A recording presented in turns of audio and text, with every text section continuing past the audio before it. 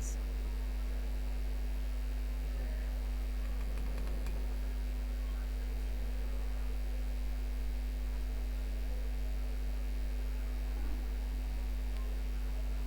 ঠিক আছে।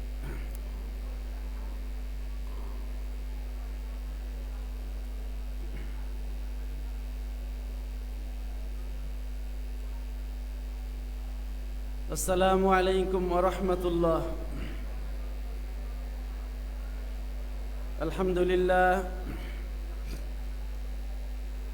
আলহামদুলিল্লাহ নাহমাদুহু ওয়া নাস্তাঈনুহু ওয়া নাস্তাহদিহি ওয়া নাতাওয়াক্কালু আলাইহি ওয়া নাউযু বিল্লাহি মিন শুরুরি আনফুসিনা ওয়া মিন সাইয়্যাতি আমালিনা।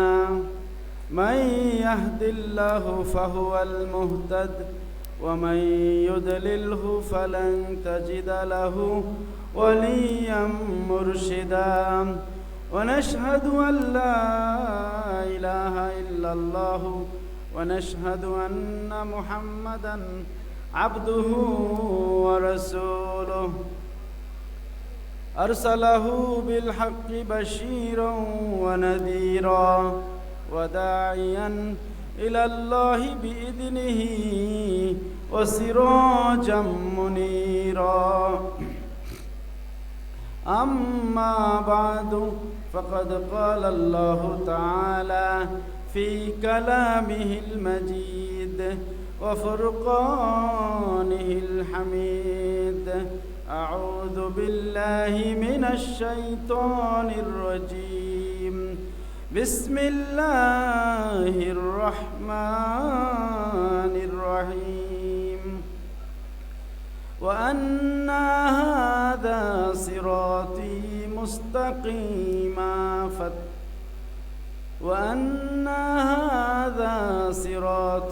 مستقيما فاتبعوه ولا تتبعوا السبل فتفرق بكم عن سبيله ذلكم وصاكم به لعلكم تتقون.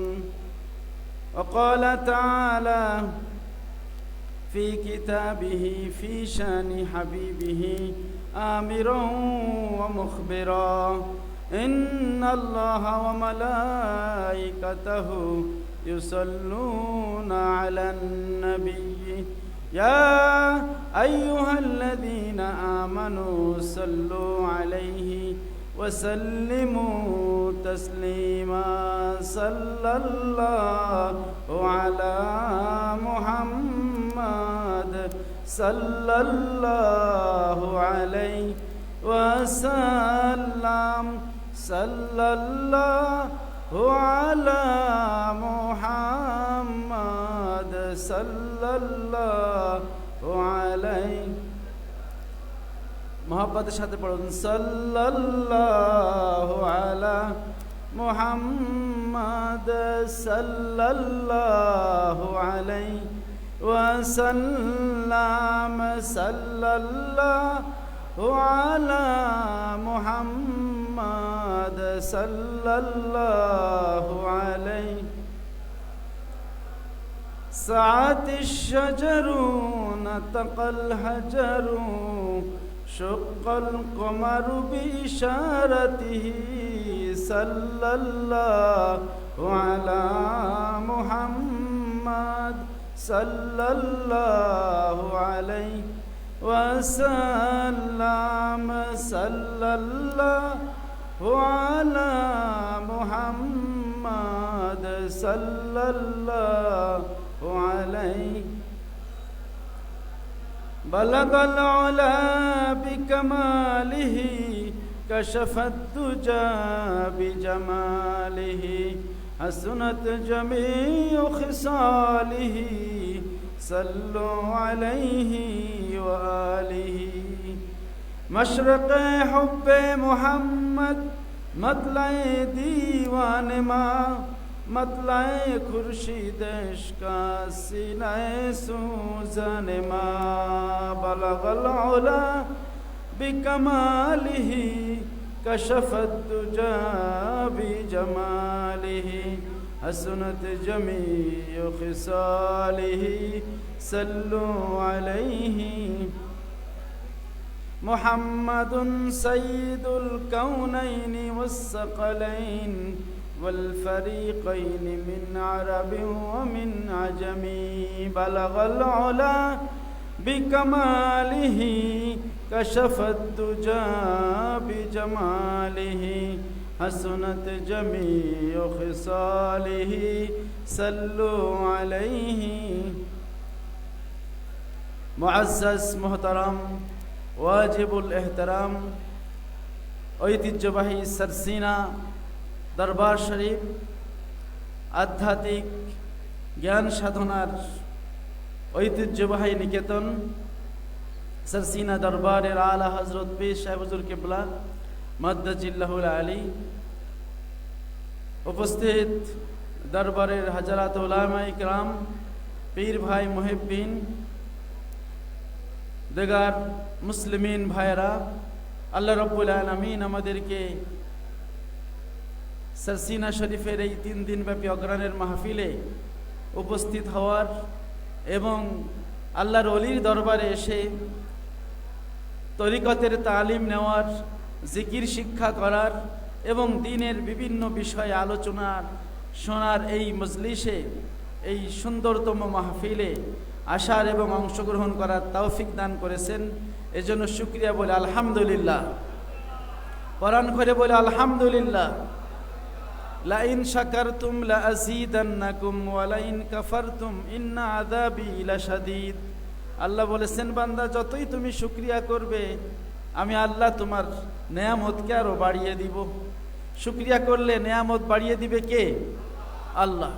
এজন্য শুকরিয়া আদায় করতে হবে। দুনিয়ার নাজ নেয়ামত আমরা পাই, তখন আমাদের শুকরিয়া মন থেকে আসে। একটা ভালো খাবার খাইলে আলহামদুলিল্লাহ বলি, একটা ভালো পোশাক পাইলে সহজেই আলহামদুলিল্লাহ বলি। কিন্তু এই দুনিয়ার নেয়ামত এটা একদিন শেষ হয়ে যাবে নাকি স্থায়ী থাকবে? দুনিয়ার নেয়ামত, আল্লাহ আমাদের দুনিয়াতে যে নেয়ামতগুলো দেন, এই খাবার দেন, এই পোশাক দেন, এই ঘর দেন, এই বাড়ি দেন, এই টাকা পয়সা, এই গাড়ি বাড়ি, যা কিছু জমি জমা যা আছে, এইগুলো কি থাকবে না ধ্বংস হয়ে যাবে? ধ্বংস হয়ে যাবে। আর এক প্রকার নেয়ামত আছে, আখেরাতের নেয়ামত, হেদায়েতের নেয়ামত। যেই নেয়ামতগুলো আমার দুনিয়াতে যেমন কাজে লাগে, আখেরাতে নাজাতের জন্য সবচেয়ে বেশি কাজে লাগবে। ঠিক কিনা বলেন? সেই আখেরাতের নেয়ামত হলো ওই সকল কাজের তৌফিক পাওয়া, যেই কাজ করলে আল্লাহ তাআলার নৈকট্য অর্জন করা যায়, যেই কাজ করলে আল্লাহ তাআলা খুশি হন, যেই কাজ করলে আল্লাহ তাআলার আদেশ পালন হয়, যেই কাজ করলে আল্লাহ খুশি হয়, যেই কাজ করলে আল্লাহর হাবিব সাল্লাল্লাহু আলাইহি ওয়াসাল্লাম খুশি হয়, সেই কাজগুলো, সেই দিনের কাজগুলো হচ্ছে আখেরাতের নেয়ামত। একজন বান্দা যখন সে আখেরাতের নেয়ামত লাভ করে, সে একটা ভালো কাজের তৌফিক পায়, সে নামাজের মসজিদে জামাতের সাথে নামাজ পড়ার জন্য হাজির হওয়ার সুযোগ পায়, সে কোনো আল্লাহর ওলির সোহবাতে যাওয়ার সুযোগ পায়, সে কোনো দিনের মাহফিলে, কোনো মজলিসে যেখানে দিনের কথাবার্তা হয়, দিনের তালিম তালকিন হয়, সেই রকম মজলিসে বসার সুযোগ পায়, যেখানে বসলে তার ঈমান বাড়ে, যেখানে বসলে তার জ্ঞান বাড়ে। সেই মজলিসগুলো হচ্ছে আখেরাতের নেয়ামত। কিসের নেয়ামত? তাহলে নেয়ামতের ভাগ আছে, একটা হচ্ছে দুনিয়ার নেয়ামত, আখেরাতের নেয়ামত। মানে যেই নেয়ামতগুলো দুনিয়াতে বেঁচে থাকার জন্য, দুনিয়াতে টিকে থাকার জন্য যেই অনুগ্রহগুলো আল্লাহ তাআলা আমাদের করেন, এগুলো আমাদের দরকার। এগুলোর পাওয়ার পরেও যেমন আলহামদুলিল্লাহ বলতে হবে, ওর চেয়েও বড় নিয়ামত, ওর চেয়েও আরো কার্যকরী নিয়ামত, ওর চেয়েও আরো বেশি দামি নিয়ামত হলো উখরাবি নিয়ামত। এজন্য একজন বান্দা আল্লাহ তাআলার যত নিয়ামত আছে, সেটা দুনিয়াবি হোক আর উখরাবি হোক, সকল নিয়ামতের পরে শুকরিয়া আদায় করতে হবে। ঠিক কিনা বলেন? নিয়ামতের পরে শুকরিয়া আদায় করলে সেই নিয়ামত বাড়িয়ে দিবেন কে? সুতরাং আমরা যদি নামাজের তৌফিক পেয়ে আল্লাহর প্রশংসা করি, আমরা যদি জিকিরের তৌফিক পেয়ে আল্লাহর শুকরিয়া আদায় করি, আমরা যদি দিনের মজলিসে বসতে পেরে আল্লাহর শুকরিয়া আদায় করি, আমরা যদি এলমের মজলিসে বসে, ওয়াজের মাহফিলে বসে আল্লাহর শুকরিয়া আদায় করি, তাহলে এই ধরনের ভালো কাজ আরও করার, এই সমস্ত ভালো কাজে আরও অংশগ্রহণ করার তৌফিক কে বাড়িয়ে দিবেন? আল্লাহ। আল্লাহ তাআলা যদি তৌফিক না দেয়, এই ভালো কাজে কি আমরা নিজের পক্ষ থেকে আসতে পারি? আসতে পারি না। কত মানুষ আছে তারা সারসিনাকে ভালোবাসে, কিন্তু এই মাহফিলে আসতে পারে নাই। এমন আছে না নাই? হয়তো নিয়ত ছিল, কিন্তু আল্লাহ তাআলা তাকে তৌফিক দেন নাই। কিন্তু আমাকে আপনাকে এই আল্লাহর ওলিদের এই চরণধুলির এই মিশ্রিত এই চরণধুলিতে বরকতময় এই সারসিনার এই জমিনে আল্লাহ তাআলা আমাদেরকে কিছু সময়ের জন্য এই লেটার শোয়ার সুযোগ দিয়েছে, কিছু সময়ের জন্য অবস্থান করার সুযোগ দিয়েছে এই পবিত্র জমিনে। এজন্য আল্লাহ তাআলার তার দরবারে আবারও প্রাণ খুলে শুকরিয়া আদায় করে আলহামদুলিল্লাহ। প্যারে হাজিরিন, আমরা পবিত্র কোরআনের সূরা আনআম থেকে একটি আয়াত তেলাওয়াত করেছি। আল্লাহ তাআলা বলেন, ওয়া আন্না হাযা সিরাতী মুস্তাকিমা ফাত্তাবিউহু ওয়া লা তাত্তাবিউস সুবুলা ফাতাফাররাকা বিকুম আন সাবিলিহি যালিকুম ওয়াসাকুম বিহি লাআল্লাকুম তাত্তাকুন। আল্লাহ বলেছেন, ওয়া আন্না হাযা সিরাতী মুস্তাকিমা, জেনে রাখো এটা হলো আমার সহজ সরল পথ। ফাত্তাবিউহু, তোমরা এই সিরাতে মুস্তাকিম এই সহজ সরল পথের অনুসরণ করো। ওয়ালা তাত্তাবিউস সুবুল, এই সহজ সরল পথ বাদ দিয়ে অন্যান্য যে রাস্তা আছে সেই রাস্তাগুলো অনুসরণ করো না। ফাতাফাররাকা বিকুম আন সাবিলি, তাহলে আল্লাহর রাস্তা থেকে তোমাদেরকে পৃথক করে নিবে ওই শয়তানের রাস্তাগুলো। যালিকুম ওয়াসাকুম বিহি, এই যে সিরাতে মুস্তাকিম এটা অনুসরণ করার জন্য আল্লাহ তাআলা তোমাদের ওসিয়ত করতেছেন, নির্দেশ দিতেছেন, লাআল্লাকুম তাত্তাকুন। এই সিরাতে মুস্তাকিম অনুসরণ করলেই তোমরা নিশ্চিত মুত্তাকি হতে পারবে। এটা কার কথা? আল্লাহর কথা। পবিত্র কোরআনের এই আয়াতের অর্থটা আমরা করলাম। প্যারে হাজিরিন, এই আয়াতে আল্লাহ রব্বুল আলামিন আমাদেরকে সিরাতে মুস্তাকিম সহজ সরল পথ অনুসরণ করার আদেশ দিয়েছেন, ঠিক কিনা বলেন? এখন যেহেতু আল্লাহ রব্বুল আলামিন আমাদেরকে সিরাতে মুস্তাকিম অনুসরণ করার আদেশ করেছেন, তো আমাদের দায়িত্ব হলো সিরাতে মুস্তাকিম সহজ সরল পথ অনুসরণ করা। কিন্তু আমরা তো জানি না সরল সরল পথ কোনটা। এজন্য আমরা আল্লাহ তাআলাকে বলি, আল্লাহ আপনি আমাদের কিছু সহজ সরল পথ কোনটা, সিরাতে মুস্তাকিম কোনটা, সেইটা আল্লাহ আপনি দেখাই দেন। কি আল্লাহর কাছে দোয়া করার প্রয়োজন আছে না নাই? আমি কি নিজে নিজে সহজ সরল পথে চলতে পারবো? আমাদের একজন শত্রু আছে, প্রকাশ্য শত্রু, তার নাম কি? শয়তান। শয়তান, ইন্না শাইতানা লাকুম আদুউম মুবিন, শয়তান হলো আমাদের প্রকাশ্য শত্রু। সে কি আমাদের সিরাতে মুস্তাকিমে চলতে দিবে নাকি বাধা দিবে? বাধা দিবে। ফলে তার বাধাকে অতিক্রম করে সিরাতে মুস্তাকিমে চলা কি সহজ না কঠিন? কঠিন। শয়তান কি আমাদের চেয়ে কম জ্ঞানী? শয়তান তো আদম আলাইহিস সালাম থেকে শুরু করে এখন পর্যন্ত কিয়ামত পর্যন্ত সে হায়াত পেয়েছে।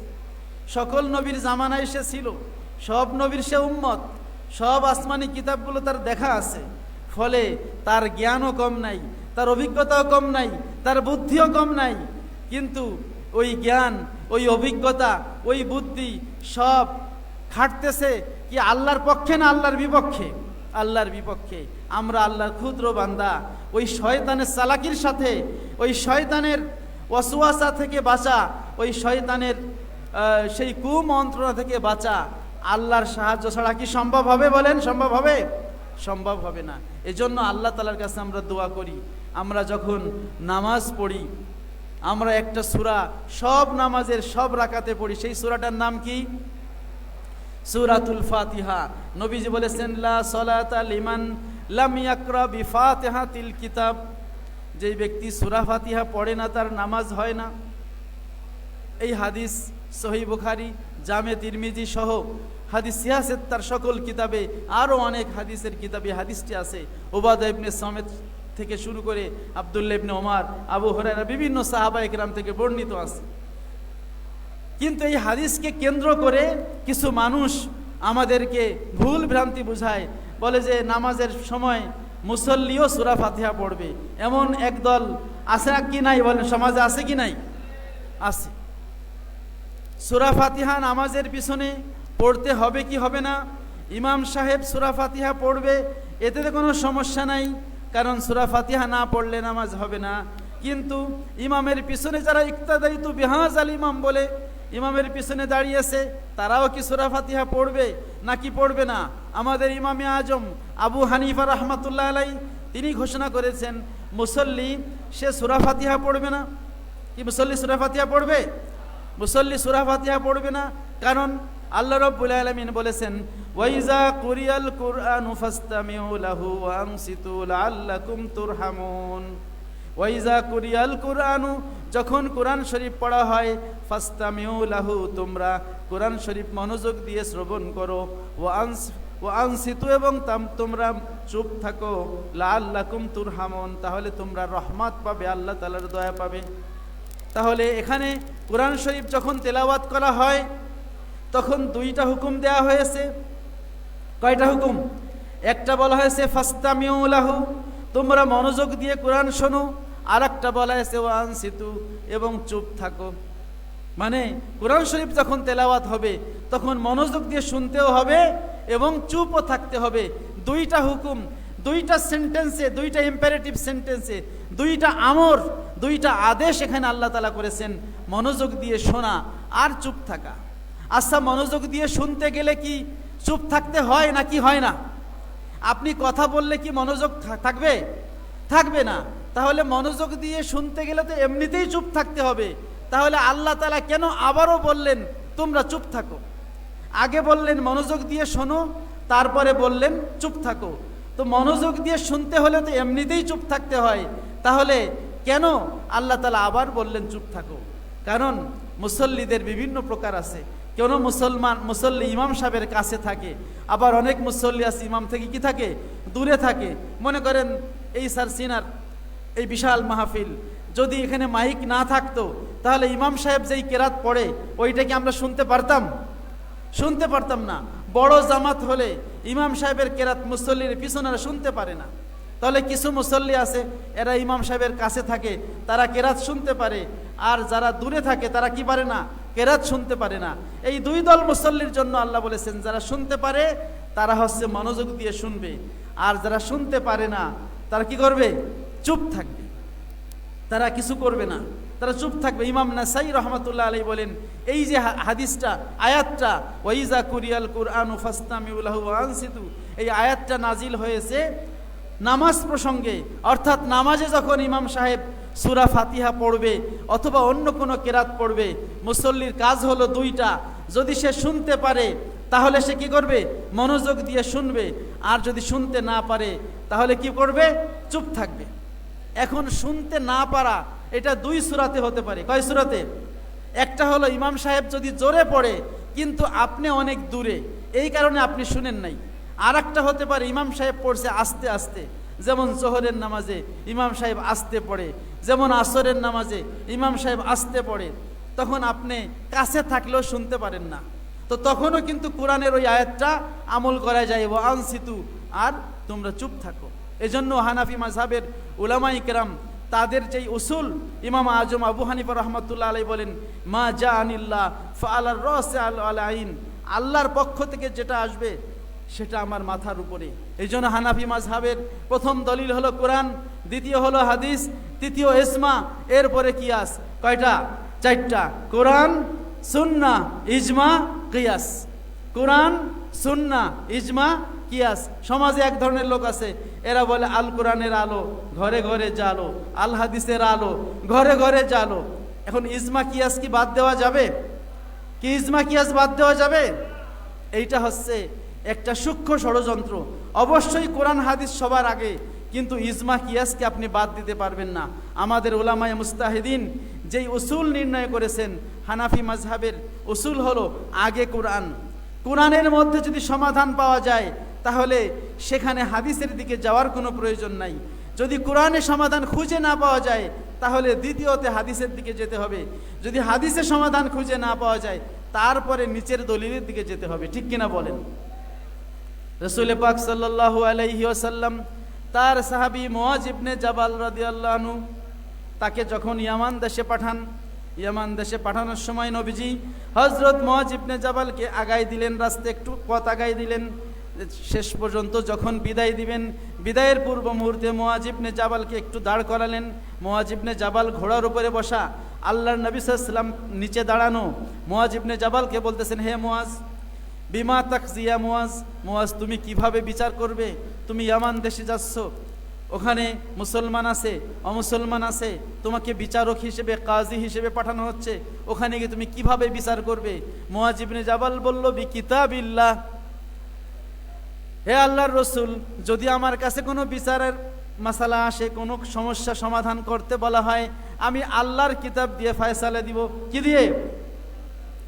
নবীজি বললেন, ফাইল্লাম তাজিদ, মুআজ যদি আল্লাহর কিতাবে তুমি ওই বিচারের ফয়সালা খুঁজে না পাও, তাহলে কি করবা?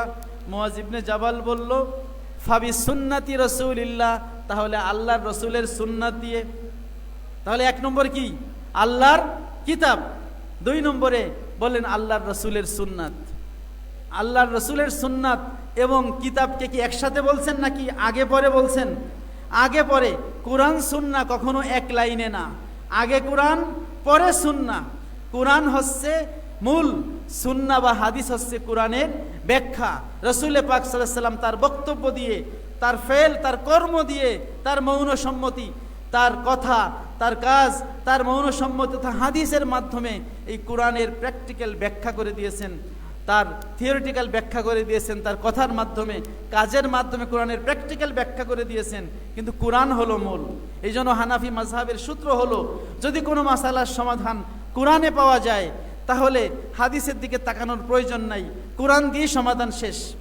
যদি কোরআনে বিস্তারিত না পাওয়া যায়, তখন বিস্তারিতর জন্য, তফসিলের জন্য আপনি হাদিসের দিকে যেতে পারবেন। এই জন্য ইমামে আজম আবু হানিফা রাহমাতুল্লাহ আলাইহি, ওনার কাছে যখন বলা হলো যে একজন মুসল্লি সূরা ফাতিহা পড়বে কিনা, উনি বললেন না, পড়বে না। কেন? কোরআনে আল্লাহ বলছে মুসল্লির কাজ হলো দুইটা, ইমামের কাজ হলো কেরাত পড়া, আর মুসল্লির কাজ হলো যদি সে শুনতে পারে মনোযোগ দিয়ে শুনবে, আর যদি শুনতে না পারে তাহলে সে চুপ থাকবে। সুতরাং জাহরি কেরাত হোক আর সিররি কেরাত হোক, মুসল্লি যদি কেরাত না শুনে, তাহলে মুসল্লির কাজ হলো কি করা? চুপ থাকা। এখন ইমামে আজম আবু হানিফা রাহমাতুল্লাহ আলাইহি কোরআন থেকে যে সমাধান দিলেন, এই সমাধান কি হাদিস বিরোধী? কখনোই না। হাদিসও এটাই বলা আছে। সুনান নাসাই, ইমাম নাসাই রহমাতুল্লাহ আলাইহি তার সুনান গ্রন্থে বলেছেন, ইন্নামা জুইলাল ইমামু লিউতাম্মা বিহি, ইমাম বানানো হয়েছে ইক্তেদা করার জন্য, অনুসরণ করার জন্য। ফাইজা কাব্বারা ফাকাব্বিরু, যখন ইমাম সাহেব তাকবীর বলে তোমরাও তাকবীর বলো। ওয়াইজা রকা ওয়াইজা করা ফানসিতু, ইমাম যখন কেরাত পড়ে তখন তোমরা চুপ থাকো। এই হাদিসটি মুতলাক।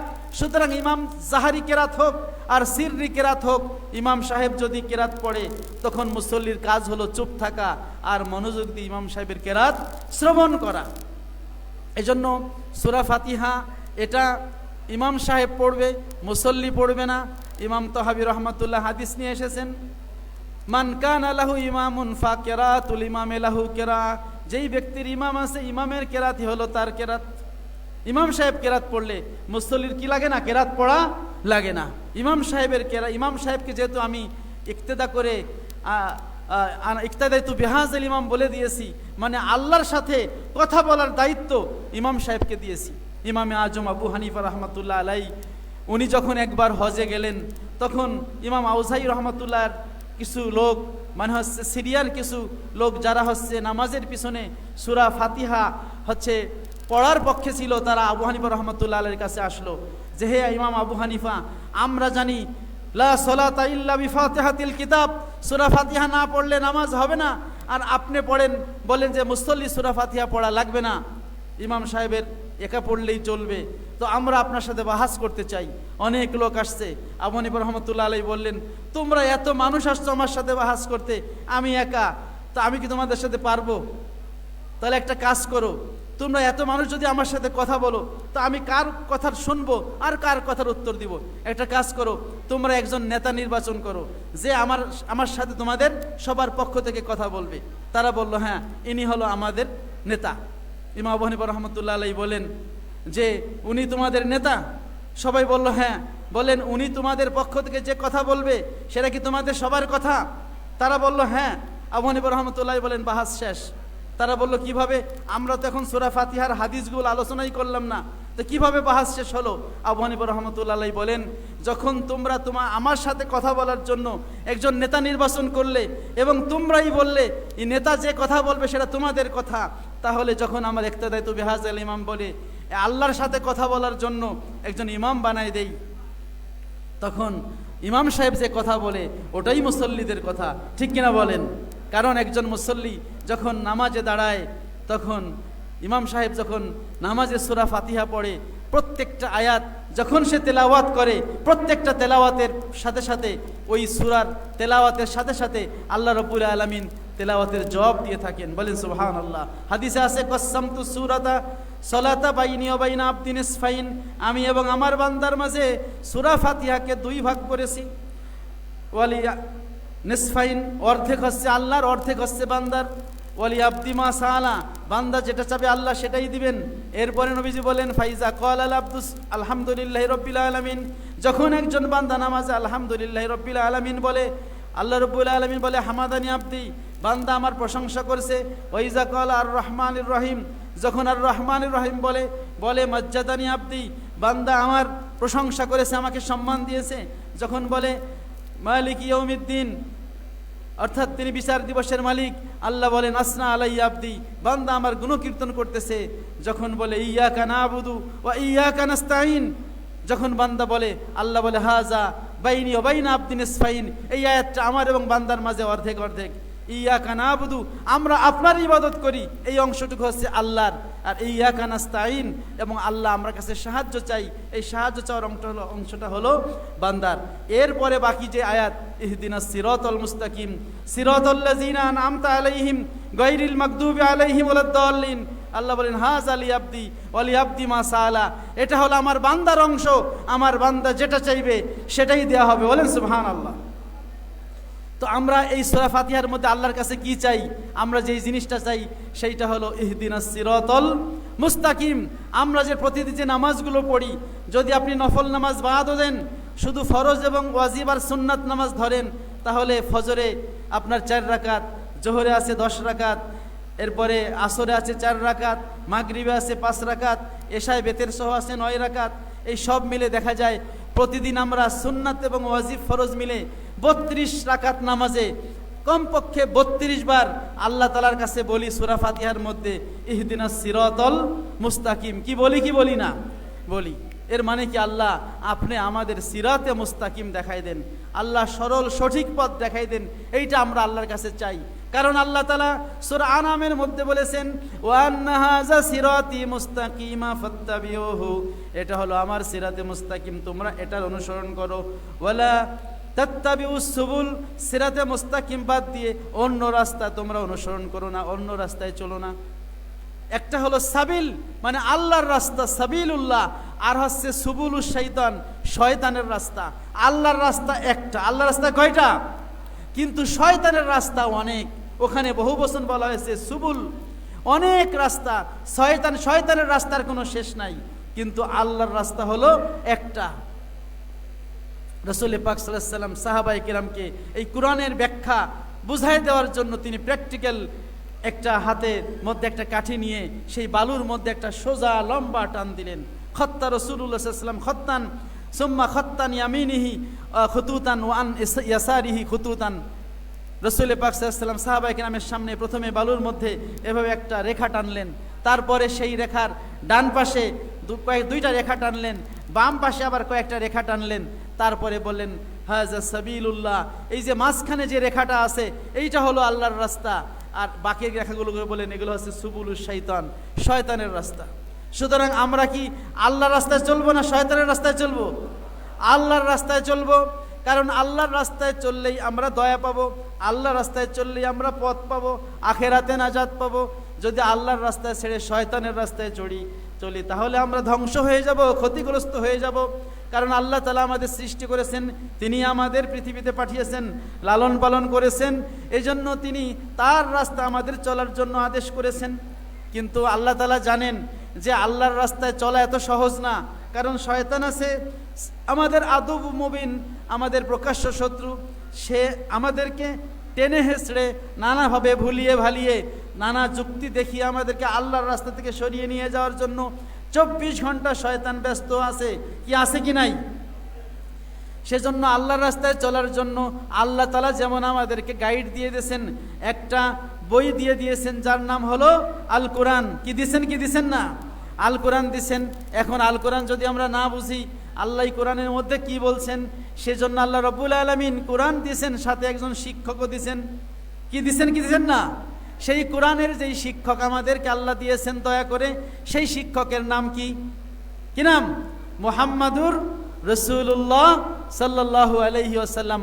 ওমা আরসালনাকা ইল্লা রাহমাতাল লিল আলামিন, কুল জাহানের জন্য যাকে আল্লাহ রাব্বুল আলামিন রহমত হিসেবে, যাকে আল্লাহ রাব্বুল আলামিন দয়ালু হিসেবে, দয়ার তরি হিসেবে আমাদের জন্য পাঠিয়েছেন, তিনি হলেন সৈয়দুনা মুহাম্মাদুর রাসূলুল্লাহ সাল্লাল্লাহু আলাইহি ওয়াসাল্লাম, যিনি আমাদেরকে কোরআন বুঝাই দিবেন। কে বুঝাই দিবেন? সুতরাং যদি আপনি কোরআন বুঝতে চান তাহলে সাহায্য নিতে হবে আল্লাহর রসুলের। কার সাহায্য? আল্লাহর রসুলের। যদি আপনি কোরআন বুঝতে চান তাহলে সাহায্য নিতে হবে আল্লাহর রসুলের। আল্লাহর রসুল তো এখন আমাদের মধ্যে জীবিত নাই, তাহলে রসুলের সাহায্য কি বানব? তাহলে রসুলের সাহায্য মানে হচ্ছে রসুলের হাদিসের সাহায্য। মানে কোরআন বুঝতে গেলে আপনার হাদিসের সাহায্য নিতে হবে। কি নিতে হবে কি না? সুতরাং কোরআনের ব্যাখ্যা কেমন হবে, কোরআনের ব্যাখ্যা কি হবে, এটা অবশ্যই আল্লাহর হাবিবের হাদিসের মাধ্যমে আমাদের বুঝতে হবে। এখন আল্লাহর হাবিব সাল্লাল্লাহু আলাইহি ওয়াসাল্লাম কোরআনের ব্যাখ্যামূলক যেই হাদিসগুলো, কোরআনের ব্যাখ্যায়, কোরআনের তফসিরে, কোরআনের তাবিলে যেই হাদিসগুলো তার পবিত্র জবান থেকে প্রকাশ করেছেন, সেই মজলিসের নবীর সেই তালিমের প্রথম ছাত্র কারা ছিল? কারা ছিল? সাহাবায়ে কেরাম। কারা ছিল? সাহাবায়ে কেরাম। এখন নবী সাল্লাল্লাহু আলাইহি ওয়াসাল্লাম যেই শিক্ষক, নবী বলেছেন বয়স্তু মুআল্লিমান, আল্লাহ আমাকে শিক্ষক হিসেবে পাঠিয়েছে। কোরআন হলো আমাদের সেই বইটা, সেই কিতাবটা যেটা নবীজি আমাদের শিক্ষা দিয়েছেন। ইয়াতুলু আলাইহিম আয়াতিহি, আল্লাহ বলেছেন সেই নবী কোরআনের আয়াতগুলো তেলাওয়াত করবে। ওই আল্লিমুহুমুল কিতাবা ওয়াল হিকমা, তিনি আমাদের কিতাব মানে কোরআন শিক্ষা দিবে, এবং হিকমাত মানে নবীর হাদিস শিক্ষা দিবেন।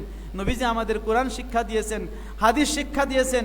সেই শিক্ষার যেই ছাত্রদের ব্যাচ, প্রথম ব্যাচের ছাত্র কারা? প্রথম এবং একমাত্র ব্যাচ সাহাবায়ে কেরামের পরে তাবেঈরা আসছে। তাবেঈরা কি নবীজির কাছ থেকে সরাসরি শিখতে পারছে? পারে নাই। কারণ সাহাবায়ে কেরাম তারা নবীজিকে দেখেছেন, নবীর সোহবত লাভে ধন্য হয়েছেন। মান রাআন নবী সাল্লাল্লাহু আলাইহি ওয়াসাল্লাম মুমিনান ওয়া মাতা আলাল ঈমান, যে ব্যক্তি নবীজিকে ঈমানের সাথে দেখেছে এবং ঈমানের উপর অটল থেকে মারা গেছে, তিনি হচ্ছেন সাহাবী। সাহাবীর এই মর্যাদা। সাহাবারা হচ্ছে আল্লাহর নবীর প্রথম ছাত্র এবং একমাত্র ছাত্র, আর বাকি সবাই সাহাবায়ে কেরামের ছাত্র। এভাবে তাবেঈন, তাবেঈন, এরপরে আইম্মায়ে মুস্তাহিদিন, আইম্মায়ে শরিয়াত, আইম্মায়ে তরিকাত, এভাবে সিলসিলা হয়ে সনদের মাধ্যমে আল্লাহর নবী সাল্লাল্লাহু আলাইহি সাল্লামের সেই শিক্ষাগুলো, তার সুন্নাতগুলো, তার হাদিসগুলো আমাদের কাছে এসেছে। ইমামরা কিতাবের মধ্যে হাদিসগুলো লিখেছে, তারা এই কি সনদ ছাড়া লিখেছে নাকি সনদ সহ লিখেছে? সনদ সহ। প্যারে হাজিরিন, সেই যে হাদিস যেগুলো হচ্ছে কোরআনের ব্যাখ্যা, এই হাদিসকে সামনে নিয়েই কোরআন বুঝতে হবে। সাহাবায়ে কেরামের বুঝ অনুযায়ী কোরআন বুঝতে হবে। সাহাবায়ে কেরাম নবীর হাদিসকে যেভাবে বুঝেছে, সাহাবায়ে কেরাম আল্লাহর কোরআনকে যেভাবে বুঝেছে, আমাদের ওইভাবে বুঝতে হবে। নাকি আর কোনো পদ্ধতি আছে? কি আছে? নাই। সুতরাং বাইপাস কোনো পদ্ধতি নাই, শর্টকাট কোনো পদ্ধতি নাই। সাহাবায়ে কেরাম হচ্ছে আমাদের সত্যের মাপকাঠি। নবী সাল্লাল্লাহু আলাইহি ওয়াসাল্লামের যে তরিকা, নবী সাল্লাল্লাহু আলাইহি ওয়াসাল্লামের যেই রেখে যাওয়া আদর্শ, সেই আদর্শ বুঝতে গেলে সাহাবায়ে কেরাম নবীজিকে কিভাবে দেখেছেন, কিভাবে আমল করেছেন, সে অনুযায়ী করতে হবে। এই ছাড়া আর কোনো উপায় নাই। আমাদের সমাজে কিছু মানুষ আছে মাঝে মাঝে আমাদেরকে বলে, যেই কাজ নবী করে নাই, যেই কাজ সাহাবী করে নাই, যেই কাজ তাবেঈ করে নাই, ওই কাজ আমরা করব না। এরকম লোক সমাজে আছে না নাই? মনে হয় কথাটা খুবই সুন্দর, শুনতে খুবই ভালো লাগে। সত্যিই তো, যেইটা নবীজি করে নাই, যেইটা সাহাবী করে নাই, যেইটা তাবেঈ করে নাই, সেইটা কেন করব? কিন্তু এই কথার মধ্যে অনেক ফাঁক আছে। নবীজি যেইটা করে নাই, নাকি নবীজি যেইটা করে নাই, নবীজি যেটা করতে বলে নাই, অথবা মৌন সম্মতি দেন নাই, কি হবে? তিনটা না একটা? নবীর হাদিস কি শুধু নবীজির করার মধ্যে শামিল, নাকি নবীজির কথাকেও হাদিস বলে? নবীজির কথাও হাদিস, নবীজির কর্মও হাদিস, নবীজির মৌন সম্মতিও হাদিস। হাত্তাল হারাকাত ওয়াস সাকানাত ফিল ইয়াকজাতি ওয়াল মানাম, এমনকি নবী যদি ঘুমায় থাকে, ঘুমের মধ্যে যদি নাক ডাকে, ওইটাও হাদিস। ঠিক কিনা বলেন? নবীজির ঘুমন্ত অবস্থায়, নবীজির জাগ্রত অবস্থায়, নবীজির চলা ফেরা, উঠা বসা, নবীজির মৌন সম্মতি, নবীজির বক্তব্য, নবীজির কওল ফেল তাকরির সবই হাদিস। এখন যদি বলেন নবীজি যেটা করে নাই ওইটা আমরা করব না, তাহলে নবীজি যেটা করতে বলছেন ওইটা করা যাবে না? অবশ্যই যাবে, কারণ ইসলাম তো শুধুমাত্র নবীজির কর্মের মধ্যে সীমাবদ্ধ না। ইসলাম হচ্ছে নবীজির বক্তব্য, মানে কওল, নবীজির কথা, নবীজির কাজ, মৌন সম্মতি। কথা, কাজ, মৌন সম্মতি, তিনটা হলো হাদিস। এখন আপনি যদি বলেন নবীজি না করলে আমি করব না, তাহলে কথা এবং মৌন সম্মতিকে আপনি বাদ দিলেন কি দিলেন না? তাহলে এর মধ্যে ফাঁকি আছে না নাই? ওই রকম সাহাবায়ে কেরামের কথা, কাজ, মৌন সম্মতি আল্লামা আব্দুল হক মুহাদ্দিস দেহলভী রহমাতুল্লাহ আলাইহি, যিনি উসুলে হাদিসের কিতাবটা লিখেছেন, যারা ফাজিলে পড়েছেন, দাখিলে পড়েছেন, মিশকাতুল মাসাবির মূল কিতাব যাদের সামনে আছে, আপনারা দেখেছেন মিশকাতের শুরুতে একটা উসুলে হাদিসের কিতাব আছে, সেখানে হাদিসের সংজ্ঞায় বলেছে যেটা আল্লাহ রাসূল সাল্লাল্লাহু আলাইহি ওয়াসাল্লামের কথা, কাউলুন নবী ওয়া ফেলুহু ওয়া তাকরিরুহু ওয়া কাযা আকওয়ালুস সাহাবা ওয়া আফআলুহুম ওয়া তাকারিরুহুম ওয়া কাযা আকওয়ালুত তাবিঈন ওয়া আফআলুহুম ওয়া তাকারিরুহুম। এই হাদিস মোট 9 প্রকার। নবীজির কথাকে বলা হয় হাদিসে কাউলি, এটা হলো মারফু। নবীজির কর্মকে বলা হয় হাদিসে ফেলি মারফু। নবীজির অনুমোদনকে বলা হয় হাদিসে তাকরিরি মারফু। এরপর সাহাবায়ে কেরামের হাদিসকে বলা হয় মাওকুফ হাদিস, ওটাও 3 প্রকার, কওলি, ফেলি, তাকরিরি, মানে কথা, কাজ, মৌন সম্মতি। এরপরে তাবেঈদের হাদিসকেও বলা হয় হাদিস, এটাকে বলে মাকতু হাদিস, ওটাও 3 প্রকার, কথা, কাজ, মৌন সম্মতি। তাহলে 9 প্রকার হাদিস হলো। এখন আপনি 3 প্রকার রাখলেন আর 6 প্রকার বাদ দিলেন। নবীজির কথা, নবীজির কাজ, নবীজির মৌন সম্মতি, সাহাবায়ে কেরামের কথা, সাহাবায়ে কেরামের কাজ, সাহাবায়ে কেরামের মৌন সম্মতি, তাবেঈদের কথা, তাবেঈদের কাজ, তাবেঈদের মৌন সম্মতি, এই 9 প্রকারকে হাদিস বলে সংজ্ঞায়িত করেছেন আল্লামা আব্দুল হক মুহাদ্দিস দেহলভী রহমাতুল্লাহ আলাইহি, যিনি এই পাক ভারত উপমহাদেশে এলমে হাদিসের দর্শ নিয়ে এসেছেন। যেই 2 জন মহাব্যক্তি, একজন হলেন শাহ ওয়ালিউল্লাহ মুহাদ্দিস দেহলভী রহমাতুল্লাহ আলাইহি, একজন হচ্ছে আব্দুল হক মুহাদ্দিস দেহলভী রহমাতুল্লাহ আলাইহি। বুখারীর সনদে এই 2 জনকেই পাওয়া যায় উপমহাদেশে। সেই আব্দুল হক মুহাদ্দিস দেহলভী রহমাতুল্লাহ আলাইহি তিনি কিন্তু হাদিসের সংজ্ঞায় এই 9টা ভাগ করেছেন। এখন যদি আপনি বলেন নবীজি যেটা করে নাই, সাহাবী যেটা করে নাই, তাবেঈ যেটা করে নাই, মানে শুধু কাজটাকে ধরেন আর বাকি যে 6টাকে বাদ দেন, তাইলে কি সঠিক না ভুল হলো? ভুল হলো। এই রকম কিছু কথা বুঝাই আমাদেরকে, নানা কথা বলে এইটা বেদাত, কেন নবীজি করে নাই? এইটা বেদাত, কেন সাহাবী করে নাই? এইটা বেদাত, কেন তাবেঈ করে নাই? আমরা বলি নবীজি করে নাই, কিন্তু নবীজি করতে বলছেন কিনা সেটা দেখো। এই ফরজ নামাজের পরে নবীজি হাত তুলে দোয়া করছেন কি করছেন না? নবীজি সব সময় ফরজ নামাজের পরে হাত তুলে দোয়া করছেন এমনটা পাওয়া যায় না। তবে 1বার 2বার করছেন। এশার নামাজের পরে 1বার হাত তুলে দোয়া করছেন, ফজরের নামাজের পরে 1বার হাত তুলে দোয়া করছেন, এইটা হাদিসে পাওয়া যায়। কিন্তু নবীজির বক্তব্য অসংখ্য আছে। হযরত আবু উমামা রাদিয়াল্লাহু আনহু তিনি জিজ্ঞেস করলেন, ইয়া রাসূলুল্লাহ আইয়ুদ দুআ আসমাউ, হুজুর কোন সময় দোয়া করলে বেশি কবুল হবে, আল্লাহ তাআলা তাড়াতাড়ি শুনবেন? নবীজি বললেন, দুবুরাস সালাওয়াতিল মাকতুবা, ফরজ নামাজের পরে দোয়া করলে কবুল হবে। তো একজন সাহাবী, কথা ভালো করে বুঝবেন, একজন সাহাবী নবীজির কাছে জিজ্ঞেস করলেন, ইয়া রাসূলুল্লাহ কোন সময়ে দোয়া করলে আল্লাহ তাআলা কবুল করবেন, কোন সময় দোয়া করলে কবুল করবেন? নবীজি সাল্লাল্লাহু আলাইহি সাল্লাম বললেন, ফরজ নামাজের পরে দোয়া করলে আল্লাহ কবুল করবেন। তার মানে ফরজ নামাজের পরে দোয়া করার জন্য আল্লাহ অনুমতি দিয়েছেন, নবীজি অনুমতি দিয়েছেন কি দিয়েছেন না? কি দিয়েছেন কি না? না দিলে কেন নবীজি বললেন যে ফরজ নামাজের পরে দোয়া করো বেশি কবুল হবে? এখন বলবেন হুজুর এটা তো একজনকে বলছে, তাইলে আমরা সবাই মিলে করি কেন?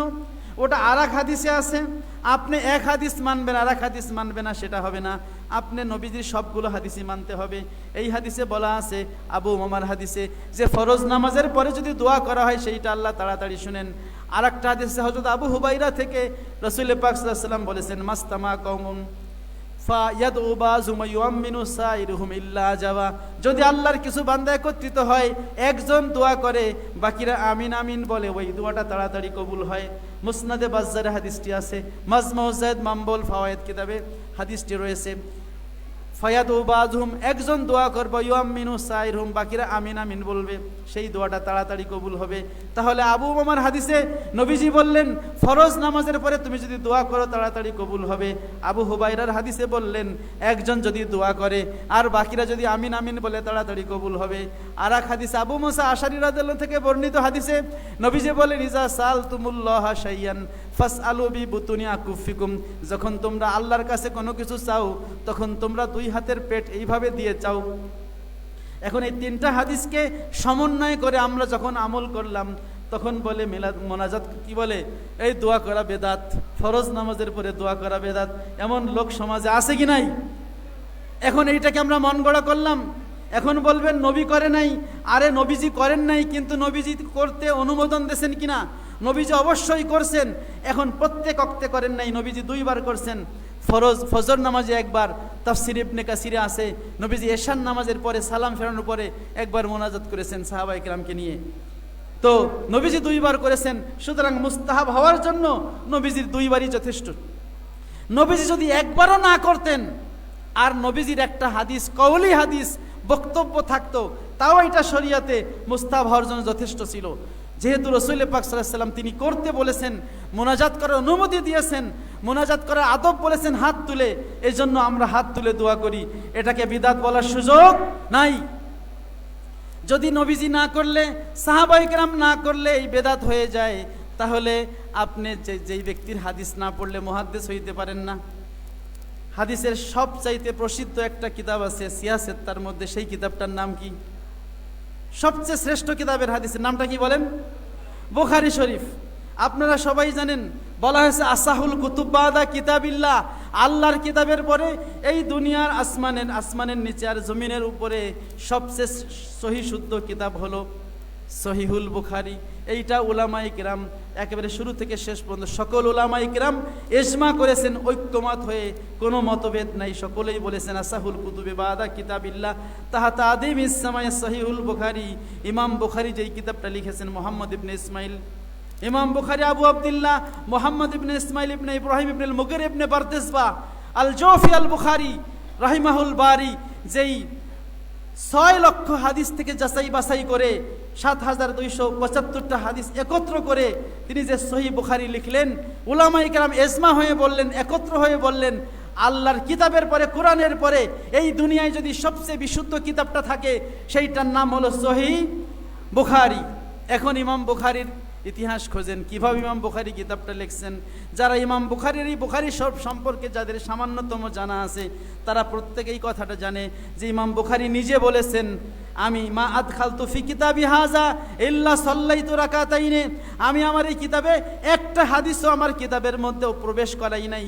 এ ব্যতীত যে প্রত্যেক হাদিস লেখার আগে আমি কি করেছি, ইকতাসালতু, আমি গোসল করেছি, সাল্লাইতু রাকাতাইনে, 2 রাকাত নামাজ পড়েছি, ওয়াস্তাখারতুল্লাহ, এবং আল্লাহ তাআলার কাছে ইস্তেখারা করে আল্লাহর কাছ থেকে আমি ইশারা পেয়েছি যে এই হাদিসটা বিশুদ্ধ। দুনিয়ার যেই তরিকা আছে, রাবি রেজাল, এগুলো যাচাই বাছাই করার পরে আল্লাহ তাআলার পক্ষ থেকে ইশারা পাওয়ার পর ইমাম বুখারী রাহমাতুল্লাহ আলাইহি সেই 6 লক্ষ হাদিস থেকে যাচাই বাছাই করে প্রায় 16 বছর পরিশ্রম করে তিনি রাসূল পাক সাল্লাল্লাহু আলাইহি ওয়াসাল্লামের রওজা শরীফের পাশে 5 বছর, 16 বছরের মধ্যে 5 বছর ছিলেন রওজার পাশে বসে, সেই বরকতময় জায়গায় বসে বসে সহিহ বুখারী লিখলেন। আর প্রত্যেকটা হাদিস লেখার আগে 2 রাকাত নামাজ পড়লেন, ওযু করলেন, গোসল করলেন, ইস্তেখারা করলেন। আচ্ছা, হাদিস কি ইমাম বুখারী একা লিখছে নাকি আরো অন্যরা লিখছে? কি ইমাম বুখারী একা লিখছে? সাহাবায়ে কেরাম হাদিস লিখছেন কি লিখছেন না? সাহাবারও হাদিস লিখছেন। প্রথমে নবীজি বলছিলেন লা তাকতুবু আন্নি গায়রাল কোরআন, আমার সাহাবীরা তোমরা কোরআন লিখো না। এই জন্য এক ধরনের লোক আছে যারা মুনকিরিনে হাদিস, তারা বলে যে কোরআন, নবীজি কোরআন ছাড়া অন্য কিছু লিখতে মানা করছে, হাদিস তো 100 বছর পরে লিখিত হয়েছে, এই হাদিসের মধ্যে অনেক ভুল ভ্রান্তি আছে, এই জন্য হাদিস মানা যাবে না। বলেন নাউজুবিল্লাহ। এদেরকে বলা হয় মুনকিরিনে হাদিস। আমাদের সমাজে অনেক মুনকিরিনে হাদিস আছে। কিছু লোক আছে মোটে হাদিসকে মানেই না, তারা বলে কোরআন মানবো, হাদিস মানবো না, কারণ হাদিস 100 বছর পরে লিখিত হয়েছে। আর এক দল আছে তারা বলে হাদিস মানবো, তবে যেইটা কোরআনের সাথে মিলবে সেইটা মানবো। আহলে কোরআন নামে এক দল আছে, তারা বলে কোরআনের সাথে মিললে মানবো, নাইলে মানবো না। এই জন্য তারা অনেক সহিহ হাদিস, সহিহ বুখারীর হাদিসকেও তারা বাদ দিয়ে দেয়। এরা পথভ্রষ্ট, কোনো সন্দেহ নাই। আর এক দল আছে হাদিস মানবো, তবে বুখারী এবং মুসলিম হলে মানবো, সিয়াসেত্তা বা অন্য কিতাবে থাকলে মানবো না। এরাও মুনকিরিনে হাদিস। আর এক দল আছে আমাদের সুবিধা মতো হলে মানবো, নাইলে মানবো না। এরাও মুনকিরিনে হাদিস। মুনকিরিনে হাদিসের বিভিন্ন দল আছে, বিভিন্ন গ্রুপ আছে। তারা বলে হাদিস তারা মানা যাবে না। কেন মানা যাবে না? তাদের একটা যুক্তি হলো, আল্লাহর নবী সাল্লাল্লাহু আলাইহি ওয়াসাল্লাম ইন্তেকালের 100 বছর পরে উমর ইবনে আব্দুল আজিজ রহমতুল্লাহ আলাইহি যখন খলিফা হলেন, তিনি 99 এবং 100 থেকে 101 হিজরি 2 বছর তিনি খলিফা ছিলেন। তখন মুহাম্মদ ইবনে আব্দুল্লাহ ইবনে শিহাব জুহরি রহমতুল্লাহ আলাইহি, যাকে সংক্ষেপে ইবনে শিহাব জুহরি বলা হয়, তাকে আদেশ করলেন এবং মুসলিম বিশ্বের বিভিন্ন প্রান্ত থেকে ঘুরে ঘুরে আল্লাহর নবীর সাহাবীদের কাছ থেকে তিনি হাদিসগুলো সংগ্রহ করলেন, বিশাল পাণ্ডুলিপি করলেন সরকারিভাবে। কিন্তু যারা ইতিহাস জানে তারা জানে আল্লাহর রাসূল সাল্লাল্লাহু আলাইহি ওয়াসাল্লামের যুগেই হাদিস লেখা হয়েছে। প্রথমে নবীজি হাদিসের লেখক সংখ্যা, কোরআনের লেখক সংখ্যা, কাতেবহির সংখ্যা কমে যাবে এবং সাহাবায়ে কেরামের মধ্যে কোরআন হাদিসের তমিজ করা নতুন মুসলমানদের জন্য কঠিন হয়ে যাবে। এই কারণে বলেছিলেন যে হাদিস লেখা যাবে না, শুধু কোরআন লিখবে। কিন্তু পরবর্তীতে নবীজি নিজেই আদেশ করেছেন। হযরত আব্দুল্লাহ ইবনে আমর ইবনে আস রাদিয়াল্লাহু আনহু, উনি 6ষ্ঠ হিজরিতে মুসলমান হয়েছেন হুদাইবিয়ার পরে। তিনি বলেছেন, আমি আল্লাহর নবী সাল্লাল্লাহু আলাইহি ওয়াসাল্লামের কাছে অনুমতি চাইলাম, ইস্তাযানতুন নবী আলী কিতাবাতিল হাদিস ফাআজিনা। নবীজি আমাকে আদেশ দিলেন। হযরত মোল্লা আলী কারি রহমতুল্লাহ আলাই তার মেরকাতুল মাফাতি ফি শারহি মিশকাতিল মাসাবি কিতাবে লিখেছেন, আউয়ালু মান ইস্তাযানা লি কিতাবাতিল হাদিস আমর ইবনুল আস, আব্দুল্লাহ ইবনে আমর ইবনুল আস। নবীজির কাছে প্রথম যে কোরআন হাদিস লেখার জন্য অনুমতি চেয়েছেন তিনি হচ্ছেন আমর ইবনে আস এর ছেলে আব্দুল্লাহ ইবনে আমর। নবী সাল্লাল্লাহু আলাইহি ওয়াসাল্লাম তাকে হাদিস লেখার অনুমতি দিলেন, তিনি লিখতেন। সহিহ বুখারীতে এসেছে, হযরত আবু হুরায়রা রাদিয়াল্লাহু বলেন, আল্লাহর নবীর এমন কোনো সাহাবী নাই আমি আবু হুরায়রার চেয়ে বেশি হাদিস জানে, তবে আমর ইবনে আস ছাড়া ফাইন্নু ইয়াকতুবু ওয়ালা আকতুবু। কারণ আমর ইবনে আস লিখে রাখতো আর আমি আবু হুরায়রা লিখতাম না, আমি শুধু মুখস্থ করতাম, নবীজি থেকে শুনতাম আর মুখস্থ করতাম। এই যে হাদিস লেখা, রাসূল পাক সাল্লাল্লাহু আলাইহি ওয়াসাল্লাম তিনি হাদিস লেখার অনুমতি দিয়েছেন। রাসূল পাক সাল্লাল্লাহু আলাইহি ওয়াসাল্লাম তার জীবদ্দশায় তিনি হাদিস লেখার অনুমতি দিয়েছেন। সুতরাং হাদিস 100 বছর পরে লিখিত হয়েছে এইটা ঠিক নয়, বরং হাদিস লিখেছেন সাহাবায়ে কেরাম। হযরত আবু হুরায়রা তিনিও পরবর্তীতে লিখেছেন, মুআয ইবনে জাবাল লিখেছেন, প্রথমে লিখেছেন আব্দুল্লাহ ইবনে আমর ইবনে আস, এছাড়া আবু মুসা আশআরী সহ আরও অনেক সাহাবায়ে কেরাম, হযরত আলী রাদিয়াল্লাহু তিনিও লিখেছেন। ইমাম বুখারী বাবু কিতাবাতিল ইলম নামে কিতাবুল ইলমে বুখারীতে হাদিস নিয়ে এসেছেন। হযরত আলী বলেছেন, আমাদের কাছে লিখিত আছে কোরআন ছাড়াও, তিনি হাদিস লিখেছেন। হযরত আলীও হাদিস লিখেছেন। এভাবে সাহাবায়ে কেরাম হাদিস লিখেছেন। পরবর্তীতে তাবেঈরা হাদিস লিখেছেন এবং উমর ইবনে আব্দুল আজিজ রহমতুল্লাহ আলাইহি তিনি সরকারিভাবে হাদিস সংকলন আদেশ করেছেন। কিন্তু এর মানে এই না যে 100 বছরের আগে হাদিস লেখা হয় নাই। কিন্তু আগের যুগের উলামায়ে কেরাম, সাহাবায়ে কেরাম তারা হাদিস লেখার চাইতে মুখস্থের উপর বেশি নির্ভর করতেন। কারণ রাসূল পাক সাল্লাল্লাহু আলাইহি ওয়াসাল্লামের দুয়ার বরকতে সাহাবায়ে কেরামের ব্রেনকে, তাদের মেধাশক্তিকে আল্লাহ তাআলা এত ক্ষুরধার করে দিয়েছিলেন, তারা যা শুনতো সবই মনে থাকতো। বলেন সুবহানাল্লাহ। আবু হুরায়রা রাদিয়াল্লাহু আনহু বলেন, একবার আমি নবীজির কাছে গেলাম, বললাম, ইয়া রাসূলুল্লাহ, আমি আপনার কাছ থেকে অনেক হাদিস শুনি কিন্তু ভুলে যাই, আমার জন্য একটু দোয়া করেন। সহিহ বুখারীতে এসেছে, নবীজি বলেন, আবু হুরায়রা, তোমার গায়ের মধ্যে যে চাদরটা আছে সেই চাদরটা বিছাই দাও। আবু হুরায়রা বললেন, ইয়া রাসূলুল্লাহ, আমি হাদিস শুনি কিন্তু মনে থাকে না। উত্তরে নবীজি বললেন, তোমার গায়ের চাদর বিছাই দাও। নবীজির হুকুমে হযরত আবু হুরায়রা গায়ের চাদর বিছাই দিলেন। আল্লাহর নবী সাল্লাল্লাহু আলাইহি ওয়াসাল্লাম এরপরে 2 হাত এভাবে ইশারা করে কি যেন একটা চাদরের মধ্যে দিয়ে দিলেন, ফায়েজ কি যেন একটা দিয়ে দিলেন। এরপরে বলেন, আবু হুরায়রা চাদরটা গুছাও। আবু হুরায়রা চাদরটা এভাবে টুপলা বানিয়ে বলেন, এবারে দুম্মা ইলা সদরিকা, এই চাদর তোমার বুকের মধ্যে এভাবে লাগায় ধরো। হযরত আবু হুরায়রা বলেন, ফামা নাসিতু বাদু শাইয়া। আল্লাহর নবী সাল্লাল্লাহু আলাইহি ওয়াসাল্লাম চাদরের মধ্যে যে এইভাবে 2 হাত দিয়ে দোয়া দিলেন, এরপরে ওই দোয়াওয়ালা চাদর যখন আমি বুকের মধ্যে লাগাইলাম, এরপরে আমি আল্লাহর নবীর যত কথা শুনেছি একটা অক্ষরও ভুলি নাই। বলেন সুবহানাল্লাহ।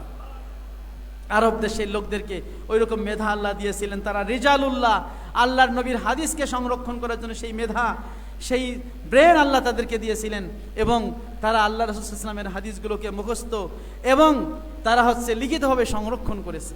সুতরাং হাদিস লেখা এটা আজকে শুরু না, ইমাম বুখারীর আগে অনেকেই হাদিস লিখেছে। ইমাম শাবি রহমতুল্লাহ আলাইহি, যিনি কুফার কাজী ছিলেন, তিনি কিতাবুল আবওয়াব নামে সুনানের হাদিস লিখেছেন প্রথম। এর আগে আরও অনেক তাবেঈরা হাদিস লিখেছেন। আমরা কারো জীবনীতে পাই না যে হাদিস লেখার আগে 2 রাকাত নামাজ পড়তে হয়। নবী সাল্লাল্লাহু আলাইহি ওয়াসাল্লাম তিনি তো হাদিস বলছেন, কিন্তু হাদিস বলার আগে 2 রাকাত নামাজ পড়েন নাই। সাহাবায়ে কেরাম তারা তো হাদিস লিখেছেন, কিন্তু লেখার আগে 2 রাকাত নামাজ পড়েন নাই। এরপরে অন্যান্য ইমামরা তারাও হাদিস লিখেছেন। ইমাম আবু হানিফা তিনিও হাদিসের কিতাব, তার কিতাবুল আসার আছে। আবু ইউসুফ রহমতুল্লাহর হাদিসের কিতাব আছে কিতাবুল আসার।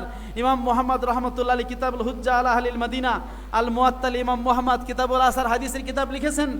কিন্তু তারা তো হাদিসের কিতাব লেখার আগে, কোনো হাদিসের লেখার আগে 2 রাকাত নামাজ পড়েন নাই। ইমাম বুখারী তিনি লিখলেন কেন? তিনি লেখার আগে 2 রাকাত নামাজ পড়লেন কেন? কোনো হাদিসে আপনি খুঁজে পাইবেন না, কোরআনের কোনো আয়াতে নাই যদি তোমরা নবীর হাদিস লেখো তাহলে 2 রাকাত নামাজ পড়ো, এরকম আয়াত আছে? কোনো হাদিসে লেখা পাইবেন না। আবার নবীজি বলেছেন যে আমার সাহাবীরা বা আমার উম্মতরা যদি তোমরা আমার হাদিস লেখো তাহলে 2 রাকাত নামাজ পড়ে নিও, এমন কি লেখা আছে? লেখা নাই। তাহলে নবীজি হাদিস লেখার আগে নিজেও নামাজ পড়েন নাই, নিজে নামাজ পড়তে বলেনও নাই, আর সাহাবীরাও নবীজির হাদিস লেখার আগে নামাজ পড়েন নাই। তারপরে ইমাম বুখারী প্রত্যেকটা হাদিস লেখার আগে 2 রাকাত করে নামাজ পড়লেন, গোসল করলেন, ইস্তেখারা করলেন। এখন কি আপনি ইমাম বুখারীকে বেদাতি বলবেন? কি বেদাতি বলবেন? যেই কাজ নবী করে নাই, সাহাবী করে নাই, তাবেঈ করে নাই, তারা যে বেদাতের সংজ্ঞা দেয়, ওই সংজ্ঞা যদি আপনি ধরেন তাহলে ইমাম বুখারী কি বেদাতি হয়ে যায় কি যায় না? ইমাম বুখারী যদি বেদাতি হয়ে যায় তাহলে বেদাতির হাদিস তোমরা যে পড়ো তোমাদের মাদ্রাসায়, তাহলে তোমরাও কি হয়ে যাও? বেদাতি হয়ে যাও। আমরা বলি না না, ইমাম বুখারী কখনোই বেদাতি না, কারণ ইমাম বুখারী কোরআন অনুযায়ী আমল করেছেন। কারণ বিদাত হলো কুল্লু মা উহদিসা ওয়ালাম ইয়াদুল্লাহ আলাইহি দালিলুন, প্রত্যেক ওই নতুন কাজ যেই কাজের পক্ষে কোরআন হাদিস ইজমা কিয়াসের দলিল নাই, সেইটা হলো বিদাত। কিন্তু যেই কাজের দলিল আছে, ওমা উহদিসা ওয়ালাহু দালিলুন ইয়াদুল্লু আলাইহি ফালাইসা বিবিদাতিন। ইবনে হাজার আসকালানী রাহমাতুল্লাহ আলাইহি ফাথুল বারী কিতাবের মধ্যে লিখেছেন, যেই কাজ নতুন কিন্তু তার উপরে শরীয়তের দলিল আছে, কুরআন সুন্নাহ ইজমা কিয়াসের দলিল আছে, ফালাইসা বিবিদাতিন, সেটা বিদাত নয়। ইবনু তাইমিয়া তাদের শায়েখ, সে বলছে এই সমস্ত কাজ যেগুলোর পক্ষে কোরআন সুন্নাহ ইজমা কিয়াসের দলিল পাওয়া যায় সেগুলো নতুন হলে ওটাকে শাব্দিক অর্থে বেদাত বলা যায়, কিন্তু ইস্তেলাহান বা পারিভাষিকভাবে ওইটাকে কখনো বিদাত বলা যায় না। আল্লামা ইবনু রজব হাম্বলি তার ফথুল বারী সহিহ বুখারীর মধ্যে এই কথা বলেছেন। সুতরাং ইমাম বুখারী রহমতুল্লাহ তিনি কিভাবে নামাজ পড়লেন? 2 রাকাত নামাজ। কারণ কোরআনের মধ্যে আল্লাহ বলেছেন ওয়াস্তাইনু বিস-সাবরি ওয়াস-সালাহ, তোমরা নামাজ এবং ধৈর্যের মাধ্যমে আল্লাহ তাআলার সাহায্য চাও। ইমাম বুখারী দেখলেন আমি একটা কিতাব লিখতেছি, যেই কিতাবের মধ্যে সব সহিহ হাদিসগুলো একত্র করব। এর আগে অনেক কিতাব লিখেছে উলামায়ে কিরাম, মুহাদ্দিসিনে কিরাম, কিন্তু প্রত্যেক কিতাবের মধ্যে সহিহ হাদিসও ছিল, দুর্বল হাদিসও ছিল। ওনার উস্তাদ ইসহাক ইবনে রাহওয়াই রহমাতুল্লাহ আলাইহি তিনি বললেন আমার ছাত্রদের মধ্যে যদি কোনো ছাত্র শুধু সহিহ হাদিসগুলো একত্র করে একটা কিতাব লিখতো ভালো হতো। ইমাম বুখারী মনে মনে চিন্তা করলেন আমার উস্তাদের এই কথাটা আমি রাখবো, আমি সহিহ হাদিসগুলো একত্র করে একটা কিতাব লিখব। এরপর ইমাম বুখারী স্বপ্ন দেখলেন একবার রাসূল পাক সাল্লাল্লাহু আলাইহি সাল্লাম তিনি বসে আছেন, তার গায়ের মধ্যে মাছি পড়তেছে। তখন ইমাম বুখারী রহমাতুল্লাহ একটা পাখা দিয়ে বাতাস করে করে এই মাছিগুলো সরাই দিতেছেন। বলেন সুবহানাল্লাহ। নবীজির গায়ে মশা মাছি পড়ে নাকি? পড়ে? মশা মাছির সেই ক্ষমতা নাই, আল্লাহ রসুলের গায়ে পড়ে, তাদের জন্য হারাম। নবীজির গায়ে কোনো মশা মাছি কখনোই পড়ে নাই। কিন্তু ইমাম বুখারী স্বপ্নে দেখলেন নবীজির গায়ে মাছি পড়ছে আর তিনি বাতাস দিয়ে সে মাছিগুলো তাড়াই দেখছেন। তাহলে এই স্বপ্নের কি ব্যাখ্যা হতে পারে? তো স্বপ্নের ব্যাখ্যা করা হলো যে যেই ব্যক্তি এই স্বপ্নে দেখেছে মুহাম্মদ সিরিন রহমাতুল্লাহ আলাইহি, তিনি তাবেঈদের মধ্যে সবচেয়ে বড় ব্যাখ্যাকার ছিলেন। আরও উলামায়ে কেরাম তারা তার কাছ থেকে পরবর্তীদের ব্যাখ্যা শিখেছে। ইমাম বুখারীর এই ব্যাখ্যা, স্বপ্নের ব্যাখ্যা করা হলো যেই ব্যক্তি এই স্বপ্ন দেখেছে যে নবীজি সাল্লাল্লাহু আলাইহি ওয়াসাল্লামের গা মুবারক থেকে মাছি তাড়িয়ে দিচ্ছেন, ওই ব্যক্তি আল্লাহর রাসূল সাল্লাল্লাহু আলাইহি সাল্লামের হাদিস থেকে এইভাবে বানোয়াট যে কথাগুলো, জাল হাদিসগুলো, সেগুলো দূরীভূত করবেন আর সহি হাদিসগুলো একত্র করবেন। বলেন সুবহানাল্লাহ। ইমাম বুখারী তার উস্তাদের কথাকে ঠিক রাখার জন্য যখন নিয়ত করলেন, এরপরে যখন ওই হাদিসের স্বপ্নটা দেখলেন আর স্বপ্নের ব্যাখ্যা শুনলেন, এরপরে তিনি আত্মনির্ভর হলেন এবং আল্লাহর উপর ভরসা করে 16 বছর ব্যয় করে, তার মধ্যে 5 বছর ছিলেন রওজা শরীফে মদিনায়। সেই তাবাররুক বিল মাকান, পবিত্র জায়গার বরকত হাসিলের জন্য 16 বছর বসে সহিহ বুখারী 6 লক্ষ হাদিস থেকে যাচাই বাছাই করে 3 লক্ষ মুখস্থ, 3 লক্ষ তার পাণ্ডুলিপিতে ছিল। এই 6 লক্ষ থেকে 7,275টা হাদিস একত্র করে সহিহ বুখারী লিখলেন। প্রত্যেকটা হাদিস লেখার আগে তিনি ওযু করলেন, কারণ তিনি জানতেন এই সহিহ হাদিস একত্র করা এটা সহজ কাজ না, এটা কঠিন কাজ। এই কঠিন কাজকে সহজ করতে পারেন একমাত্র কে? আল্লাহ। এজন্য আল্লাহর সাহায্য দরকার আছে না নাই? প্রত্যেকটা কাজ এর জন্য আল্লাহ তাআলার কাছে সাহায্য চাইতে হবে। ইমাম বুখারী চিন্তা করলেন আল্লাহ তাআলার কাছে সাহায্য চাইতে হবে যাতে আমি সহিহ বুখারীটা ঠিকমতো লিখতে পারি। কিন্তু সাহায্য চাওয়ার তো একটা তরিকা আছে। আল্লাহ তাআলা বলে দিয়েছেন, ওয়াস্তাইনু বিস-সাবরি ওয়াস-সালাহ, বান্দা তোমরা আমার কাছে সাহায্য চাও নামাজের মাধ্যমে। সাহায্য চাইতে হবে কিসের মাধ্যমে?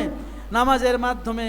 এই জন্য আল্লাহ রাসূল সাল্লাল্লাহু আলাইহি ওয়াসাল্লাম যখন বদর যুদ্ধে গিয়েছিলেন, তিনি যখন দেখলেন কাফেররা 1000, তাদের প্রত্যেকের কাছে তরবারি আছে, তাদের উট আছে, ঘোড়া আছে 200, অথচ মুসলমানরা মাত্র 313 জন। 313 জনের কারো কাছে অস্ত্র নাই, মাত্র 8 জনের কাছে 8 খান তরবারি আছে। এই মুহূর্তে কাফেরদের সাথে যুদ্ধ করে বাঁচা সম্ভব না, বিজয় তো অনেক দূরের কথা। তিনি আল্লাহ তাআলার সাহায্য চাইলেন। এরপরে নবীজি নামাজ পড়েছিলেন। কি নামাজ পড়েছিলেন কিনা? নামাজ শুধু না, নামাজের পরে এমন মোনাজাত দিয়েছিলেন, মোনাজাতে কাঁদতে কাঁদতে এমন অবস্থা, আবু বকর রাদিয়াল্লাহু বলে, ইয়া রাসূলুল্লাহ, আপনি আর মোনাজাত দিয়েন না, আপনার দোয়া থামান, আল্লাহ কবুল করে নিয়েছেন। প্রিয় হাজিরিন, কানা রাসূলুল্লাহ সাল্লাল্লাহু আলাইহি ওয়াসাল্লাম হাযাবাহু আমরুন সাল্লা কামা ইউসাল্লি, হাদিসে আছে নবীজি যখন কোনো টেনশনে পড়তেন, কোনো বিপদে আপদে পড়তেন, তিনি ওযু করে 2 রাকাত নামাজ পড়তেন, সালাতুল হাজাত। কিসের নামাজ? সালাতুল হাজাত নামাজ। সূরা ইজা জুলজিলা এবং সূরা কুল হু আল্লাহু, এই সূরা দিয়ে আপনি পড়তে পারেন, হাদিসে আছে। অথবা যে কোনো সূরা দিয়ে সালাতুল হাজাত। আমাদের ওস্তাদরা শিক্ষা দিতেন, যখন আমরা সেন্টার পরীক্ষায় যাইতাম, দাখিল, আলিম, ফাজিল, কামিল, ওস্তাদরা বলতেন পরীক্ষার হলে যাওয়ার আগে 2 রাকাত নামাজ পড়ে যাবে, কারণ পরীক্ষা একটা কঠিন জিনিস। ওইখানে সাহায্য লাগবে কার? আল্লাহর। আল্লাহ যদি তোমার সাহায্য করে, তোমার সব প্রশ্নের উত্তর তোমার মনে থাকবে। আর আল্লাহ যদি সাহায্য না করে, তোমার উত্তর মনে থাকবে না। এজন্য তুমি কি করবে? পরীক্ষার হলে যাওয়ার আগে 2 রাকাত নামাজ পড়বে। তো ইমাম বুখারী রাহমাতুল্লাহ আলাইহি সেই আল্লাহ তাআলার সাহায্য চাওয়ার জন্য 2 রাকাত নামাজ পড়লেন। তো এখন দেখেন, ইমাম বুখারী, তাকে আপনি বেদাতি বলতে পারবেন না, অথচ তিনি এমন একটা কাজ করলেন যেই কাজের দলিল সরাসরি নবীজি করেন নাই, নবীজির হাদিসেও নাই, সাহাবীও করেন নাই, সাহাবীর হাদিসেও নাই, তাবেঈও করে নাই, তাবেঈর হাদিসেও নাই। তারপর ইমাম বুখারী বেদাতি না, কারণ তিনি যে আমলটা করেছেন ওটা কোরআনে আছে। কারণ কোরআনে বলা হয়েছে যে তোমরা আল্লাহর সাহায্য চাও নামাজের মাধ্যমে। একে বলে ব্যাপকতার দলিল, দলিলে আম দলিল। যদি কোনো মাসালার পক্ষে খাস দলিল থাকে তাহলে তো আলহামদুলিল্লাহ, যদি খাস দলিল না থাকে আর যদি আমভাবে দলিল পাওয়া যায়, আম দলিলের অধীনে ওই মাসলাটা সাব্যস্ত হয়, তাহলে সেটা কোরআন সুন্নাহ সম্মত এবং এটা বেদাত হবে না। প্রিয় হাজরিন, আমাদের সমাজে যারা বেদাত করে, এরা 2 গ্রুপ আছে। এক গ্রুপ হলে বুঝে বেদাত করে, আর এক গ্রুপ না বুঝে। যারা লামাযাবি আছে, এরা বোঝে বেদাত করে, আর এক হচ্ছে না বুঝে বেদাতি বলে। অথচ তারা যদি বিদাতের সংজ্ঞাটা চিন্তা করত, তাহলে দেখতো তারা যে সংজ্ঞা দিয়ে আমাদের আটকাইতে চায়, ওই সংজ্ঞায় তারাও পড়ে যায়। ঠিক কিনা বলেন? আমরা ঈদে মিলাদুন্নবী করি, আমরা নবীজির মিলাদ পড়ি, নবীজিকে আমরা দাঁড়িয়ে দাঁড়িয়ে সালাম দেই। এই প্রত্যেকটা মাসালার দলিল কোরআন হাদিসে আছে কি নাই? অবশ্যই আছে, কোরআন হাদিসে আছে। এই জন্য যদি কোনো মাসালার কোরআন হাদিসে পাওয়া যায়, সেটা যদি নবীর যুগে নাও থাকে, তাও সেটা বেদাত হবে না। যেমন ইমাম বুখারী রাহমাতুল্লাহ আলাইহি হাদিস লেখার আগে 2 রাকাত নামাজ পড়লেন, এইটা নবীজির যুগে ছিল না, সাহাবীদের যুগে ছিল না, তাবেঈদের যুগে ছিল না। ইমাম বুখারী তো সাহাবীও না, তাবেও না, তাবেও না। উনি তার পরবর্তীতে 194 হিজরিতে ইন্তেকাল করে জন্মগ্রহণ করেছেন, 256 হিজরিতে ইন্তেকাল করেছেন। ইমাম আবু হানিফা রহমতুল্লাহ আলাই তিনি তো ছিলেন তাবেই, 80 হিজরিতে তিনি জন্মগ্রহণ করেছেন, 150 হিজরিতে ইন্তেকাল করেছেন। ইমাম শাফি রহমতুল্লাহ আলাই তিনি তাবেই ছিলেন না, উনি তাবেইদের দেখেন তাবেই ছিলেন। এভাবে যারা পরবর্তীতে ইমাম শাফিরও অনেক পরে 204 হিজরিতে ইমাম শাফি রহমতুল্লাহ ইন্তেকাল করেছেন। আর ইমাম বুখারীর জন্ম হলো 194 হিজরিতে। প্যারে হাজিরিন, সুতরাং ইমাম বুখারী রহমতুল্লাহ আলাই যদি এমন একটা কাজ করলেন যেটা নবীজি করেন নাই, সাহাবী করেন নাই, তাবেই করেন নাই, সেটা বিদাত না, আপনারা কেউ বিদাত বলতে পারেন না, তাহলে আপনি কেন আমাদের মিলাদ কিয়ামকে বিদাত বলেন? এইগুলো যেই দলিলে আপনি আমাদের আমলকে বিদাত বলতেছেন, ওই দলিলে আপনারও অনেক কাজ বিদাত আছে, ঠিক কি নাই বলেন? আপনি একটা পরীক্ষায় মাস্টার্সের মান পাইলেন, তখন আপনি কি করলেন? সরকারের শুকরিয়া মাহফিল করলেন, ওইটা কি বিদাত না? কি শুকরিয়া হবে কার? আল্লাহর। আপনি আল্লাহর শুকরিয়া না করে বান্দার শুকরিয়া করলেন, আচ্ছা ভালো, মাল্লাম ইয়াশকুরিন নাস লাম ইয়াশকুরিল্লাহ, মানুষের শুকরিয়া না করলে আল্লাহর শুকরিয়া হয় না।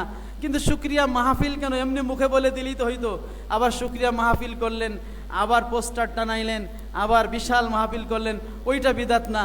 আর আমরা যখন নবী সাল্লাল্লাহু আলাইহি সাল্লামকে আল্লাহ তাআলা সবচেয়ে বড় নেয়ামত এবং সবচেয়ে বড় রহমত হিসেবে যখন রবিউল আউয়াল মাসে পাঠালো, আর নবীজির সেই মিলাদে আমরা খুশি হয়ে ঈদে মিলাদুন নবী করলাম, তখন এটা বিদাত হয়ে গেল। বলেন নাউজুবিল্লাহ। প্যারে হাজিরিন, এজন্য আমাদের কোরআন হাদিস বুঝতে হবে, আল্লাহর নবী সাল্লাল্লাহু আলাইহি সাল্লামের কথা বুঝতে হবে, সাহাবায়ে কেরাম যেভাবে বুঝেছেন আল্লাহর নবী সাল্লাল্লাহু আলাইহি সাল্লামের কথা বুঝতে হবে, তাবেঈনরা যেভাবে বুঝেছেন সাহাবায়ে কেরাম থেকে। সাহাবায়ে কেরামকে মাইনাস করলে চলবে না। কি চলবে? সাহাবায়ে কেরামকে মাইনাস করলে চলবে না। কোরআনের কথা, হাদিসের কথা সাহাবায়ে কেরামের বুঝ মোতাবেক বুঝতে হবে, নিজের মতো করে বুঝলে হবে না। কারণ সাহাবায়ে কেরাম হচ্ছে সত্যের মাপকাঠি। কিসের মাপকাঠি? সত্যের মাপকাঠি। হযরত আব্দুল্লাহ ইবনে আমর থেকে বর্ণিত, ক্বালা রাসূলুল্লাহ সাল্লাল্লাহু আলাইহি ওয়াসাল্লাম, ইন্না বানি ইসরাঈলা তাফাররাকাত ইলা 72 মিল্লাতান ওয়া ইন্না উম্মতি সাতাফতারিকু ইলা 73 মিল্লাতান কুল্লুহুম ফিন্নার ইল্লা মিল্লাতুন ওয়াহিদা। ক্বালু মান হিয়া রাসূলুল্লাহ? ক্বালা মা আনা আলাইহি ওয়া আসহাবি। আল্লাহর নবী সাল্লাল্লাহু আলাইহি ওয়াসাল্লাম বলেছেন, বনি ইসরাঈল ভাগ হয়েছে 72 দলে। কয় দলে? 72 দলে। আর আমার উম্মত ভাগ হবে 73 দলে। এই 73 দলের সকল দলই জাহান্নামে যাবে ইল্লা মিল্লাতা ওয়াহিদা, একটা দল ছাড়া। সাহাবায়ে কেরাম প্রশ্ন করলেন, মা ইয়া রাসূলুল্লাহ মান হিয়া ইয়া রাসূলুল্লাহ? ইয়া রাসূলুল্লাহ 72 দল জাহান্নামে যাবে, উম্মতের এক দল জান্নাতে যাবে, ওই দলটা কারা? নবীজি বলেন, মা আনা আলাইহি ওয়া আসহাবি। মা মানে যা, আনা মানে আমি, আলাইহি মানে উপরে। আমি নবী যার উপরে আছি, ওয়া এবং আসহাবি আমার সাহাবায়ে কেরাম, আমি এবং আমার সাহাবায়ে কেরাম যেই মতের উপরে আছি, যেই আকীদার উপরে আছি, যেই আমলের উপরে আছি, যেই আখলাকের উপরে আছি, সেই অনুযায়ী যারা চলবে তারা হলো ফেরকায়ে নাজিয়া, মুক্তিপ্রাপ্ত দল। ঠিক কিনা বলেন? তো যখন সাহাবায়ে কেরাম প্রশ্ন করলেন, ইয়া রাসূলুল্লাহ ওই ফেরকায়ে নাজিয়া মুক্তিপ্রাপ্ত দল কারা? 72 দল জাহান্নামে যাবে, এক দল জান্নাতে যাবে, সেই একটা দল কারা? নবীজি বলতে পারতেন, মা আনা আলাইহে, আমি নবী যেই মতের উপরে আছি। নবীজি কি শুধু এইটুকু বলে থামছেন নাকি? ও আসহাবি, এবং আমার সাহাবায়ে কেরাম। ও আসহাবি নবীজি বলছেন কি বলেন নাই? কি বলছেন? অবশ্যই আপনি দেখেন, তিরমিজি শরীফের হাদিসে আছে, সুনানে আবু দাউদে আছে, ইবনে মাজায় আছে, মা আনা আলাইহি ওয়া আসহাবি, বিভিন্নভাবে আছে রেওয়ায়াতটা। তো প্রসিদ্ধ রেওয়ায়াত তিরমিজির আছে, মা আনা আলাইহি ওয়া আসহাবি, আমি এবং আমার সাহাবায়ে কেরাম যে আকীদার উপরে আছি, যে আমলের উপরে আছি, সেইটা যারা আঁকড়ে ধরবে তারা হচ্ছে ফেরকায়ে নাজিয়া। তার মানে আপনি যদি বলেন আমি শুধু নবীকে মানি, সাহাবীকে মানি না, তাহলে কি হবে? কারণ আপনি নবীকে মানবেন কিভাবে? আপনার মন মতো মানলে তো হবে না, নবীজিকে মানতে হবে সাহাবায়ে কেরামের তরিকা মোতাবেক। সুতরাং সাহাবায়ে কেরামকে মাইনাস করে আপনি চলতে পারবেন না। সাহাবায়ে কেরামকে রাখতে হবে কি, রাখতে হবে কি না? সাহাবায়ে কেরাম এরা থাকতে হবে। সাহাবায়ে কেরাম যেই তরিকায় নবীজির কথা মেনেছেন, সাহাবায়ে কেরাম যেই তরিকায় যেইভাবে নবীজির কথার ব্যাখ্যা দিয়েছেন, সেইভাবে আমাদের কোরআন বুঝতে হবে, সেইভাবে আমাদের হাদিস বুঝতে হবে। সুতরাং সাহাবায়ে কেরামকে যেহেতু আল্লাহর নবী সাল্লাল্লাহু আলাইহি ওয়াসাল্লাম সত্য মিথ্যার পার্থক্যকারী হিসেবে নবীর সাথে সাহাবায়ে কেরামকে আল্লাহর নবী নিজেই যোগ করেছেন, আপনি কি বিয়োগ করতে পারবেন? আপনি বিয়োগ করতে পারবেন না। সাহাবায়ে কেরামকে মাইনাস করলে আপনি নিজেই মাইনাস হয়ে যাবেন। ঠিক কিনা বলেন? এই জন্য প্যারে হাজিরিন, সাহাবায়ে কেরাম তারা সত্যের মাপকাঠি, সাহাবায়ে কেরামকে সমালোচনা করা যাবে না। আল্লাহ রাসূল সাল্লাল্লাহু আলাইহি ওয়াসাল্লাম বলেছেন, আকরিমু আসহাবি, আমার সাহাবীদের তোমরা সম্মান করো। ফালাউ আন্না আহাদাকুম আনফাকা মিসলা উহুদিন যাহাবান মা বালাগা মুদ্দাহাদিহিম ওয়ালা নাসিফাহু। ও আমার উম্মতেরা, তোমরা যদি এই মদিনার পাশে যে বিশাল উহুদ পাহাড় আছে, এই উহুদ পাহাড়টা যদি স্বর্ণ হয়ে যায়, কত টন হবে, কত ভরি হবে? এক ভরি স্বর্ণের দাম বর্তমানে কত? 2 লাখ টাকার উপরে। তাইলে উহুদ পাহাড় বিশাল পাহাড়, কয়েক কিলোমিটার জুড়ে বিশাল পাহাড়, সেই পাথরের পাহাড়, নবীজি বলেছেন এই পাহাড়টা যদি স্বর্ণ হয়ে যায়, আর আমার উম্মত তোমরা যদি ওই স্বর্ণের পাহাড় পুরোটা আল্লাহ রাস্তায় দান করে দাও, তাতে যে সওয়াব হবে, সেই সওয়াব আমার কোনো সাহাবী যদি 1 মুদ মানে 3 পোয়া 750 গ্রাম অথবা তার অর্ধেক, আমার সাহাবী যদি 1 মুদ অথবা তার অর্ধেক দান করে, আর তোমরা উহুদ পাহাড় সম্পদ যদি দান করো, তোমাদের দান আমার সাহাবীদের দানের কাছেও পৌঁছতে পারবে না। বলেন সুবহানাল্লাহ। সাহাবীদের দানের এত বরকত কেন হলো? কারণ তারা আল্লাহ তাআলার প্রিয় বান্দা, তাদের তাকওয়া বেশি, তাদের ইখলাস বেশি, সব কিছু তাদের বেশি, ঠিক কিনা বলেন? নাকি সাহাবীদের চেয়ে আমাদের ঈমান বেশি? সাহাবীদের চেয়ে আমাদের তাকওয়া কি বেশি? কখনোই না। তারা আমাদের মডেল। তারা কি আমাদের মডেল? আল্লাহ বলেছেন, আমিনু কামা আমানান নাস, হে মানব মণ্ডলী, তোমরা ওইভাবে ঈমান আনো যেইভাবে সাহাবায়ে কেরাম ঈমান এনেছে। সাহাবায়ে কেরাম যেইভাবে ইখলাসের সাথে নবীর প্রতি ঈমান এনেছে, সকল মানব মণ্ডলীকে আল্লাহ তাআলা ওইভাবে ঈমান আনতে বলেছেন। সাহাবায়ে কেরাম আমাদের ঈমানের মাপকাঠি। আমাদের ঈমান সঠিক হলো কিনা, আমাদের আকীদা ঠিক আছে কিনা, সাহাবায়ে কেরাম মাপকাঠি। আমাদের আমল ঠিক আছে কিনা, সাহাবায়ে কেরাম আমাদের কি মাপকাঠি। এজন্য সাহাবায়ে কেরামকে বাদ দেওয়া যাবে না। কি যাবে? সাহাবায়ে কেরামকে সমালোচনা করা যাবে? যাবে না। নবী বলেছেন, আল্লাহ আল্লাহ ফি আসহাবি, আল্লাহকে ভয় করো, আল্লাহকে ভয় করো আমার সাহাবীদের ব্যাপারে। লা তাত্তাখিজুহুম গারাদাম মিন বাদি, আমার ইন্তেকালের পরে তোমরা আমার সাহাবায়ে কেরামকে তোমাদের সমালোচনার পাত্র বানাইও না। একদল লোক আছে যারা সাহাবায়ে কেরামের সমালোচনা করে, আছে না নাই? আবার বলে আল্লাহর রাসূল ছাড়া কেউ সমালোচনার ঊর্ধ্বে না, মানে আল্লাহর নবীর সাহাবীদের তারা সমালোচনার পাত্র বানায় নিছে। শুধু মিছে না, তারা তাদের কিতাবের মধ্যে আল্লাহর রাসূলের সাহাবীদের নগ্নভাবে সমালোচনা করেছে কিনা? আমি তো ঢাকায় পড়াই, দারুন নাজাত মাদ্রাসায় হাদিস পড়াই, এই প্রায় 20 বছর যাবৎ বুখারী শরীফ পড়াচ্ছি। এই গত বছরই যখন আমাদের ওখানে প্রতি বছর আলহামদুলিল্লাহ সহিহ বুখারী খতম হয়, তো খতমের ক্লাসে ঢাকা শহরের মাদ্রাসা তো সব প্রকার ছাত্ররাই থাকে। তো এক ছাত্র প্রশ্ন করেছে, সে হয়তো ওই দলের ভক্ত। সে প্রশ্ন করেছে, হুজুর আপনারা বলেন সাহাবায়ে কেরামের সমালোচনা করা যাবে না, কিন্তু ইতিহাসে যেটা আছে, ইতিহাস চর্চা করতে হলে তো একটু সমালোচনা করাই যায় বা করা লাগে। পরে আমি তাকে অন্যভাবে উত্তর দিলাম। আমি বললাম, নবীজি বলেছেন, মান আহাব্বাহুম ফাবি হুব্বি আহাব্বাহুম, যে আমার সাহাবীদের ভালোবাসলো সে যেন আমাকে ভালোবাসার কারণেই ভালোবাসলো। অন্য হাদিস আছে, ওমান আহাব্বানি কানা মাইয়া ফিল জান্নাহ, যে নবীকে ভালোবাসলো সে নবীর সাথে জান্নাতে থাকবে। বলেন সুবহানাল্লাহ।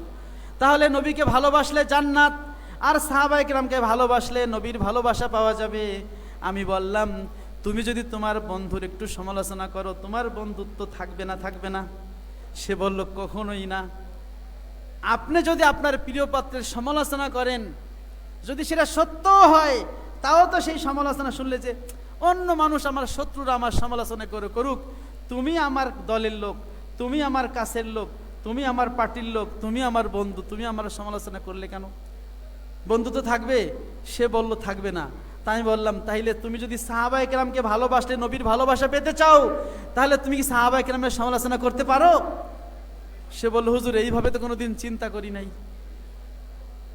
ইতিহাসের নাম কেন, যে কোনো হাসের নাম দিয়েও সাহাবায়ে কেরামের সমালোচনা করা যাবে না। ওইগুলো মুসলমানদের ইতিহাস না, ওইগুলো পিকে হিট্টির ইতিহাস, ওইগুলো খ্রিস্টানদের লেখা ইতিহাস।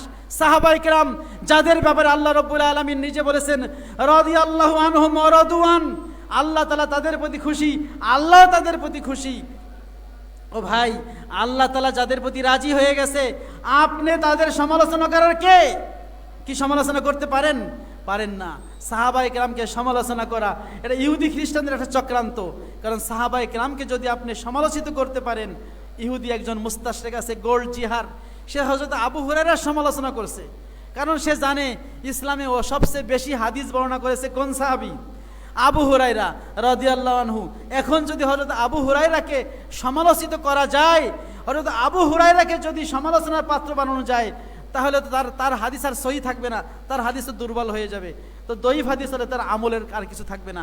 তো হাদিসকে অস্বীকার করার চাইতে সবচেয়ে সহজ মাধ্যম হলো সাহাবায়ে কেরামকে সমালোচনা করো।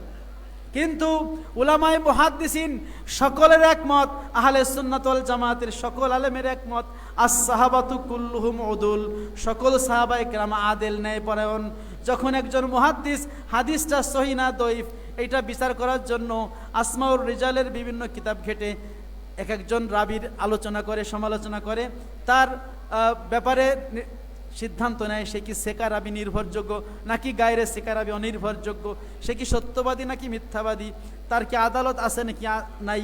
এভাবে তারা সমালোচনা করতে করতে সে একটা সিদ্ধান্ত নিতে নিতে যখনই সাহাবায়ে কেরাম পর্যন্ত যায় তখন তারা সকলে থেমে যায়। এমনকি কম্পিউটারে যদি আপনি হাদিসের এই সিদ্ধান্ত আপনি নিতে চান, এই হাদিসটা সহিহ না দঈফ, আপনি যখন একজন রাবীর নামের উপর ক্লিক করবেন তখন দেখা যাবে সেই রাবী সেকা না গায়রে সিকা, নির্ভরযোগ্য না অনির্ভরযোগ্য, এটা লেখা আসবে ইমামদের মতামত সহ। এরপরে তাবেঈ পর্যন্ত এভাবে লেখা আসবে। যখনই আপনি সাহাবায়ে কেরামের নামের উপর ক্লিক করেন কম্পিউটার বলে দেয় আদলুন, ইনি হচ্ছেন ন্যায়পরায়ণ, তার ব্যাপারে কোনো মন্তব্য করার জায়েজ নাই, তার ব্যাপারে কোনো মন্তব্য করা যাবে না। সুতরাং সেখানে সকল মুহাদ্দিসিনে কেরাম একমত হয়ে গেলেন, জগতের উলামায়ে উম্মতে মুহাম্মাদির শ্রেষ্ঠতম ব্যক্তিরা মুহাদ্দিসিনে কেরাম একমত হয়ে গেলেন, ফুকাহায়ে কেরাম উলামায়ে কেরাম একমত হয়ে গেলেন। সাহাবায়ে কেরাম হচ্ছে আদেল, ন্যায়পরায়ণ, আল্লাহ তাআলা তাদের আদেল বলেছেন, আল্লাহ তাদের প্রতি সন্তুষ্ট হয়েছেন। সেখানে আমি আপনি কখনোই সেই সাহাবায়ে কেরামের সমালোচনা করতে পারি না, কি পারি? প্যারে হাজিরিন, আমি আপনাদের সামনে যে আয়াতটা তেলাওয়াত করেছিলাম সূরা আনামের আয়াত, আল্লাহ তাআলা বলেছেন ওয়া আন্না হাযা সিরাতি মুস্তাকিমা ফাত্তাবিউহু, বান্দা এটা হলো আমার সিরাতে মুস্তাকিম, তোমরা এটার অনুসরণ করো। ওয়ালা তাত্তাবিউস সুবুল, আশেপাশে অন্য কোনো রাস্তার অনুসরণ করো না। সিরাতে মুস্তাকিম কোনটা আমরা আল্লাহর কাছে প্রার্থনা করলাম প্রতিদিন নামাজে 32 বার সূরা ফাতিহার মধ্যে আল্লাহকে বললাম ইহদিনাস সিরাতাল মুস্তাকিম, আল্লাহ আমরা দুর্বল, আমরা তো কোনটা সঠিক পথ কোনটা বেঠিক পথ আমরা জানি না।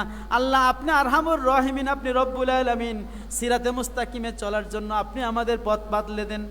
কি আল্লাহ তাআলা আমাদের ডাক শুনছেন কি শোনেন নাই? আল্লাহ অবশ্যই শুনেছেন।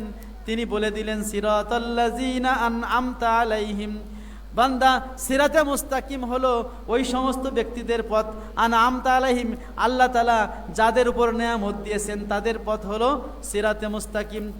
কোরআনের তাফসিরের বিভিন্ন ভাগ আছে, একটা হলো তাফসিরুল কোরআন বিল কোরআন, কোরআনের এক আয়াত অন্য আয়াত দিয়ে ব্যাখ্যা করা, তারপরে তাফসিরুল কোরআন বিল হাদিস, কোরআনকে হাদিস দিয়ে ব্যাখ্যা করা, তারপরে তাফসিরুল কোরআন বি আকওয়ালিস সাহাবা ওয়াত তাবেঈন, এরপরে কোরআনকে তাফসির করা সাহাবী এবং তাবেঈদের কওল দ্বারা, এগুলোকে বলা হয় তাফসির বিল মাসুর বা নকলি তাফসির। একটা আর এরপরে আছে তাফসির বিল আকল, সেটা হচ্ছে তাফসিরুল কোরআন বিল লুগা আল আরাবিয়া ওয়াল বালাগাত ওয়া ইলমেন নাহু ওয়াস সারফ, আরবি ভাষা, এরপরে নাহু সরফ বালাগাত ইত্যাদি আরবি ভাষার যেই শাস্ত্র বোঝার জন্য যেই বিদ্যাগুলো আছে সেই বিদ্যাকে ব্যবহার করলে যেই তাফসির হয় ওটাকে বলে তাফসির আকলি, নিজের বুদ্ধি খাটিয়ে সেটা যদি কোরআন সুন্নাহর সাথে মিলে তাকে বলে তাফসিরে বির রায় মাহমুদ, আর যদি কোরআন সুন্নাহর সাথে না মেলে তাহলে তাফসির বির রায় মাজমুম বলা হয়। মান ফাসসারাল কোরআন বিরাই ফালিয়াতাবাওয়া মাকাদাহু মিনান নার, নবীজি বলেছেন যে ব্যক্তি নিজের মন গড়া তাফসির করে সে জাহান্নামী হয়ে যায়। এজন্য কোরআন সুন্নাহর সর্বশ্রেষ্ঠ তাফসির হলো আল্লাহর কোরআনকে আল্লাহর কোরআন দিয়ে তাফসির করা, কারণ আল্লাহর সাহিবুল বাইত আদরা বিমা ফিহি, ঘরওয়ালা জানে ঘরের মধ্যে কি আছে। সুতরাং আল্লাহর যেহেতু কোরআন নাজিল করেছেন ওই আয়াতের ব্যাখ্যা কি আল্লাহর চাইতে আর কি বেশি কেউ জানে? আর বেশি কেউ জানে না। এই জন্য তাফসিরুল কোরআন বিল কোরআন, কোরআনের একটা কিতাব আছে আদওয়াউল বায়ান ফি তাফসিরুল কোরআন বিল কোরআন, কোরআনের প্রত্যেকটা আয়াতকে অন্য আয়াত দিয়ে ব্যাখ্যা করা হয়েছে। এবং তাফসির বিল মাসুরের কিতাবগুলোতে কোরআনের আয়াত দিয়ে ব্যাখ্যা করা হয়েছে। এই জন্য যখন আমরা আল্লাহ তাআলাকে বললাম আল্লাহ সিরাতে মুস্তাকিম কোনটা আমাদের দেখাই দেন, আল্লাহ তাআলা বলে দিলেন সিরাতে মুস্তাকিম হলো আমি ওই সমস্ত ব্যক্তিদের পথ যাদের উপর আমি আল্লাহ নেয়ামত দিয়েছি। আল্লাহ তাআলা কাদের উপর নেয়ামত দিয়েছেন সেই কথাটা অন্য আয়াতে ব্যাখ্যা করে আল্লাহ তাআলা সূরা নিসার মধ্যে বলে দিয়েছেন মাইয়ুতিল্লাহ ওয়ার রাসূল ফাউলাইকা মাআল্লাযিনা আনআমা আল্লাহু আলাইহিম মিনান নাবিয়্যিনা ওয়াস সিদ্দিকিনা ওয়াশ শুহাদাই ওয়াস সালিহিন ওয়া হাসুনা উলাইকা রফিকা। আল্লামা ইমাদউদ্দিন ইবনে কাসির রাহমাতুল্লাহ আলাইহি তাফসীর ইবনে কাসিরের মধ্যে এই আয়াতের শানে নজুলে নাজিল হওয়ার প্রেক্ষাপটে বর্ণনা একটা ঘটনা এনেছেন। নবীজির একজন গোলাম ছিল, আজাদকৃত গোলাম, তার নাম হলো সাওবান। নবীজি তাকে আজাদ করে দিয়েছিলেন। সাওবান রাদিয়াল্লাহু আনহু একবার নবীজি দেখলেন সাওবান নবীজির মজলিসের, মসজিদে নববীর মজলিসের এক কোণায় বসে কাঁদতেছে। নবীজি সবার সাথে কথাবার্তা বললেন, সবাই চলে গেল, সাওবান কোনায় বসে কাঁদে। নবী সাল্লাল্লাহু আলাইহি ওয়াসাল্লাম জিজ্ঞেস করলেন, সাওবান, সবাই আমার সাথে দেখা করলো, কথাবার্তা বললো, সবাই বাড়ি ঘরে চলে গেল, তুমি কেন কোনায় বসে কাঁদতেছো? সাওবান বলল, ইয়া রাসূলুল্লাহ, ইয়া হাবিবাল্লাহ, হঠাৎ করে আজকে আমার মনে আসছে আমরা আপনাকে খুব ভালোবাসি। ইয়া রাসূলুল্লাহ, আপনার দিকে তাকায় থাকতে পরাণটা ভরে যায়। আপনার দিকে তাকায় থাকলে আমাদের ক্ষুধা লাগে না, দুনিয়ার কোনো চিন্তা থাকে না। যখনই মন খারাপ হয় দৌড়ে এসে মসজিদে নববীতে এসে আপনার দিকে একটু তাকাই, আপনার সাথে একটু কথা বলি, পরাণটা ভালো হয়ে যায়। আজকে যখন বাড়িতে আমি কাজ করতেছিলাম তখন আমার মনে উঠলো, দুনিয়াতে যখন আমাদের কোনো খারাপ লাগে, দুনিয়াতে যখন একটু খারাপ লাগে দৌড়ে গিয়ে নবীর কাছে গিয়ে দেখা করি, নবীর সাথে কথা বলি, তখন পরাণটা ভালো হয়ে যায়। কিন্তু যখন কিয়ামত হবে, যখন আখেরাত হবে, ইয়া রাসূলুল্লাহ, আপনি তো জান্নাতুল ফেরদাউসের আলা মাকামে থাকবেন, আমরা তো আপনার নবী, আপনার উম্মত, আমরা তো জান্নাতে যদি না যাই তাহলে তো কখনোই আপনাকে আর দেখতে পাবো না। আর যদি জান্নাতে আমি যাইও তাহলে তো আপনি নবী, আপনি তো উপরে থাকবেন, অনেক উপরের স্তরে, আমরা তো উম্মত, আমরা থাকবো অনেক নিচের স্তরে, মনে হয় আপনার সাথে আর দেখা হবে না। এই জন্য এই দুঃখে আমি আজকে কাঁদতেছি। বলেন সুবহানাল্লাহ। একজন সাহাবীর তার কি হৃদয়ের আবেগ যে আল্লাহ রসুলকে বেহেশতে গিয়ে দেখতে পাবে না, এই দুঃখে কাঁদতেছে। তো নবীজি কি বলবেন? আল্লাহ রাব্বুল আলামিন নিজেই উত্তর দিয়ে দিলেন। বলেন সুবহানাল্লাহ। আল্লাহ বলে, হে জিব্রাইল, যাও যাও আয়াত নাজিল করো। সাথে সাথে আয়াত নাজিল হয়ে গেল, মাইয়ুতিল্লাহ ওয়ার রাসূল ফাউলাইকা মাআল্লাযিনা আনআমা আল্লাহু আলাইহিম মিনান নাবিয়্যিনা ওয়াস সিদ্দিকিনা ওয়াশ শুহাদা ওয়াস সালিহিন ওয়া হাসুনা উলাইকা রফিকা। যারা আল্লাহ ইতাআত করে, আল্লাহর আনুগত্য করে, তার রাসূলের আনুগত্য করে, ফাউলাইকা মাআল্লাযিনা আনআমা আল্লাহু আলাইহিম, আখেরাতে তারা ওই সমস্ত ব্যক্তিদের সাথে থাকবে, বেহেশতে থাকবে যাদের উপর আল্লাহ তাআলা নিয়ামত দিয়েছেন। তারা হলো নবিয়্যিন, সিদ্দিকিন, শুহাদা, সালেহিন। বলেন সুবহানাল্লাহ। তো এই আয়াতে তাফসীরুল কোরআন বিল কোরআন সূরা ফাতিহার মধ্যে আল্লাহ বলেন সিরাতে মুস্তাকিম হলো যাদের উপর আল্লাহ নিয়ামত দিয়েছেন। আর সূরা নিসার মধ্যে আল্লাহ বলে দিলেন আল্লাহ তাআলা নিয়ামত দিয়েছেন 4 গ্রুপের উপরে। কয় গ্রুপ? 4 গ্রুপের উপরে, নবিয়্যিন, সিদ্দিকিন, শুহাদা, সালেহিন। এখন থেকে প্রায় 15 থেকে 20 বছর ঢাকায় রামপুর আমি একটা মসজিদে নামাজ পড়াই। তো এই আলোচনাটার একটা অংশ আমি সেখানে বলেছিলাম। বলার পরে এরপরে হচ্ছে আমার এক মুসল্লি দাওয়াত দিয়েছে, মুসল্লির বাসায় দাওয়াত খেতে গেলাম জুমার নামাজের পরে। উনি একজন জেনারেল মানুষ, আমাকে প্রশ্ন করতেছে, হুজুর, এই যে টাকা পয়সা, ধন দৌলত, এইটা কি নেয়ামত না? তা আমি বললাম, টাকা পয়সা, ধন দৌলত তো অবশ্যই নেয়ামত। তা আপনি বললেন যে যাদেরকে আল্লাহ নিয়ামত দিছে তাদের পথই সঠিক পথ, তাহলে যারা বড় লোক তাদের পথই তো সঠিক পথ। আপনি যে বললেন ওলি আল্লাহর পথই সঠিক পথ, নবী রাসূলের পথই সঠিক পথ, তাহলে যারা ধন দৌলত, এই যে কাফের মুশরিক, তাদের তো আল্লাহ অনেক টাকা পয়সা দিছে, তো ওটাও তো সঠিক পথ। শুনছেন যুক্তি? এখানে নেয়ামত বলতে কোন নেয়ামত? নেয়ামত বলতে আসল নেয়ামত আমরা প্রথমেই বলেছিলাম নেয়ামত 2 প্রকার আছে। একটা হলো দুনিয়ার নেয়ামত, একটা হলো আখেরাতের নেয়ামত। আমি বললাম, ভাই, এই ধন দৌলত অবশ্যই নেয়ামত। যদি সেই ধন দৌলতটা আপনি আল্লাহর রাস্তায় ব্যয় করেন, যদি আপনি আল্লাহর পথে খাটান, আর যদি এই ধন দৌলত আপনি আল্লাহর পথে না খাটান, এই ধন দৌলত আপনার জন্য নেয়ামত না। কিয়ামতের ময়দানে ধন দৌলতকে সুজাআন আকরা, বিশাল কালো সাপ, সেই সাপ হিসেবে আল্লাহ তাআলা বানিয়ে দিবেন, সাপ বানিয়ে দিবেন এবং গলার মধ্যে ওই সাপটাকে পেঁচিয়ে দিবেন। আপনার ধন দৌলতকে সাপ বানিয়ে গলায় পেঁচিয়ে দেওয়ার পরে ওই সাপ তাকে ঠোকর মারবে এবং বলবে, আনা কানসুকা আনা মালুকা, আমি তোমার সম্পদ, আমি তোমার ধনভাণ্ডার। সেই সাপ, যেই সম্পদ আখেরাতে আপনার গলার সাপ হবে, আপনাকে ঠোকরাইবে। যেই সম্পদ হাদিসে আছে, ওয়াল্লাযিনা ইয়াকনিজুনা, কোরআনে আছে, ওয়াল্লাযিনা ইয়াকনিজুনা যাহাবা ওয়াল ফিদ্দাতা ওয়ালা ইউনফিকুনাহা ফি সাবিলিল্লাহ ফাবাশশিরহুম বিআযাবিন আলিম। যারা স্বর্ণ রৌপ্য টাকা পয়সা জমা করে, এগুলো আল্লাহর রাস্তায় ব্যয় করে না, তাদেরকে জাহান্নামের সুসংবাদ দিয়ে দিন।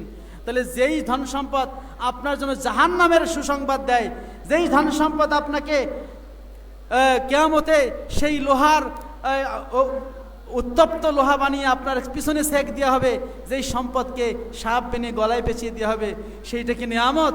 ওইটা নিয়ামত না। যেই সম্পদ আপনাকে আখেরাতে নিয়ে দোজখের আযাব থেকে বাঁচাবে, যেই সম্পদ আপনাকে জান্নাতে নিয়ে যাবে, সেইটা হলো নিয়ামত। সুতরাং যেই সম্পদে যাকাত দেন ওইটা নিয়ামত, যেই সম্পদের আপনি পঞ্জীভূত করেন ওইটা নিয়ামত না। কিন্তু আখেরাতের নিয়ামত যেটা হেদায়েতের নিয়ামত, ওটা সবসময়ের জন্য নিয়ামত। সুতরাং দুনিয়ার নিয়ামত কখনো কখনো আমার পক্ষেও যেতে পারে, আবার কখনো কখনো বিপক্ষেও যেতে পারে, যদি ওটি আল্লাহর হুকুম অনুযায়ী আমি খরচ না করি, আল্লাহর হুকুম মতো না চলি। কিন্তু আখেরাতের নিয়ামত সবসময়ের জন্য নিয়ামত। সুতরাং মাইয়ুতিল্লাহ ওয়ার রাসূল ফাউলাইকা মা আল্লাযিনা আনআমা আল্লাহু আলাইহিম মিনান নাবিয়িনা ওয়াস সিদ্দিকিনা ওয়াস শুহাদা ওয়াস সালিহিন ওয়া হাসুনা উলাইকা রাফিকা। এই আয়াতের মধ্যে আল্লাহ রাব্বুল আলামিন 4 শ্রেণীর কথা বলে দিলেন, নাবিয়িন, সিদ্দিকিন, শুহাদা, সালিহিন।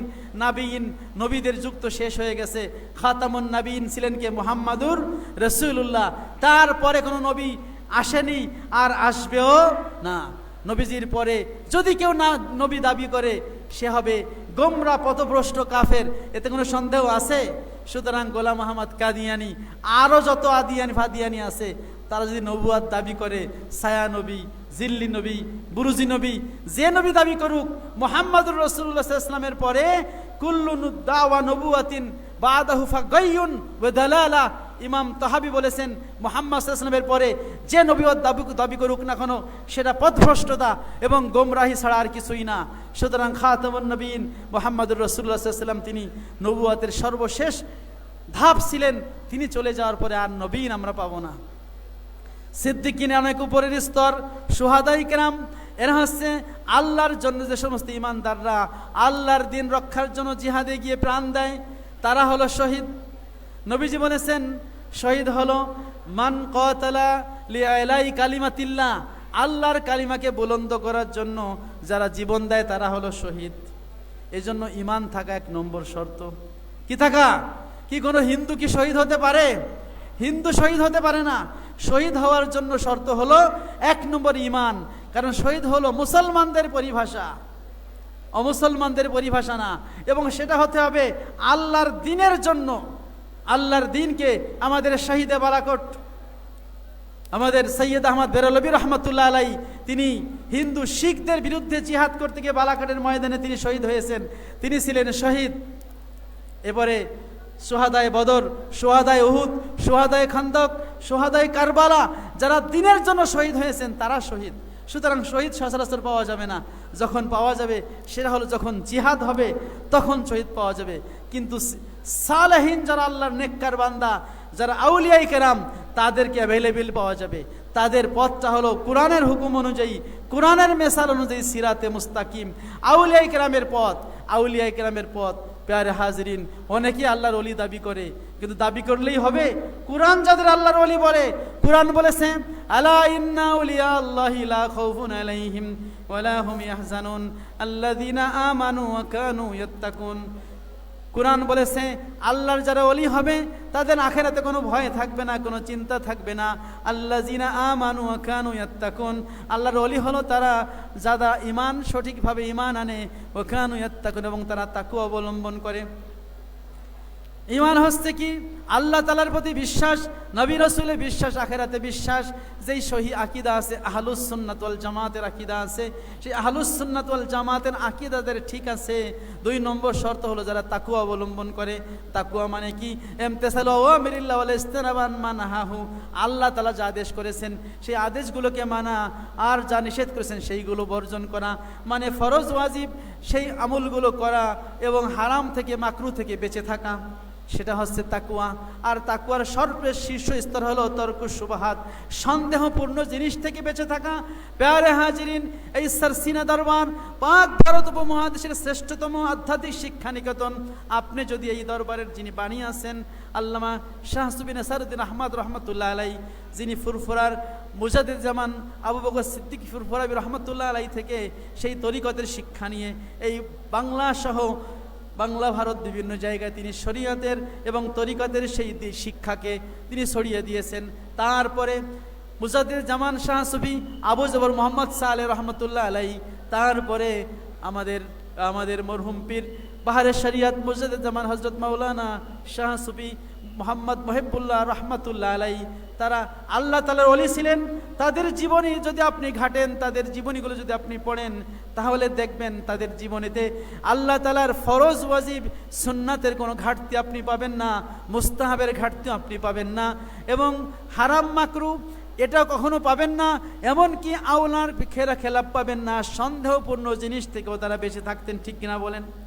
অনেকে তো হাদিয়া দিলেই পকেটে ভরে আর খুব খুশি হয়, কিন্তু সারসিনার আউলিয়া ইকরাম তাদেরকে আমরা দেখেছি, তাদেরকে আমরা শুনেছি, তাদের জীবনীতে আমরা পড়েছি, এবং বাস্তব হলো তারা কখনো সন্দেহের হাদিয়া গ্রহণ করেন না।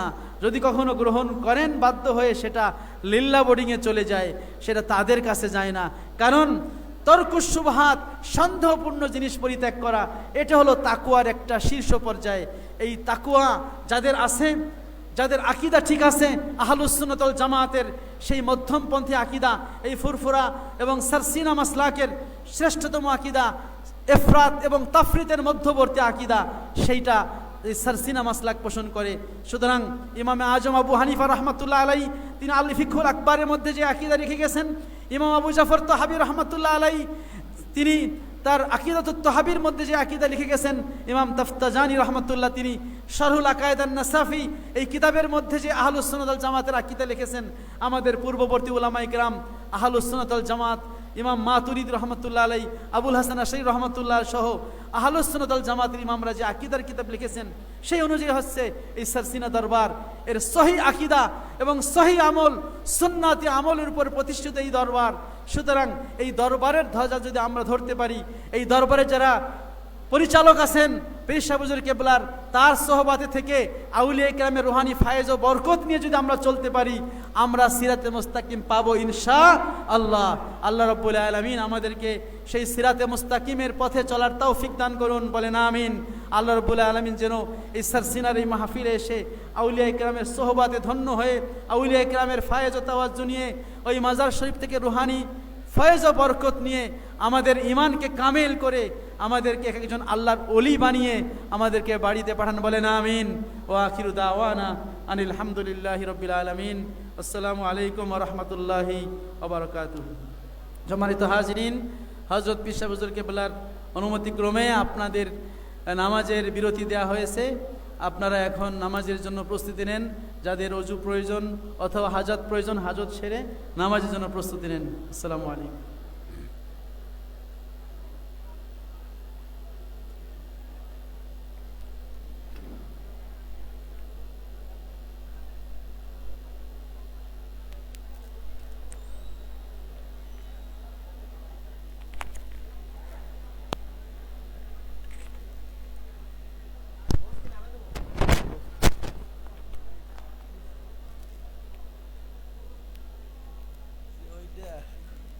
এক সনদের ঘোষণা দেওয়ায় শুকরিয়ার যে ঠেলায় দেশ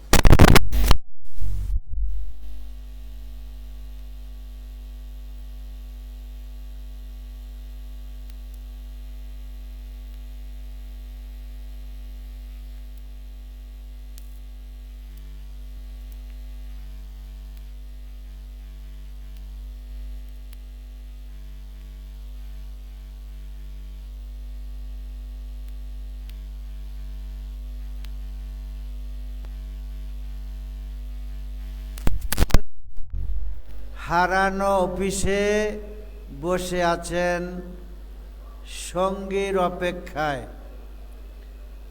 মোহাম্মদ মোতালেব তাকে খুঁজতেছেন কাকরাবনিয়ার বাড়ি। মোহাম্মদ মোতালেবকে খুঁজতেছেন, উনিও হারানো অফিসে আছেন। মোহাম্মদ হাবিবুল্লাহ চর বিশ্বাস গলাচিপা হারানো অফিসে সঙ্গীর অপেক্ষায় সময় কাটাচ্ছেন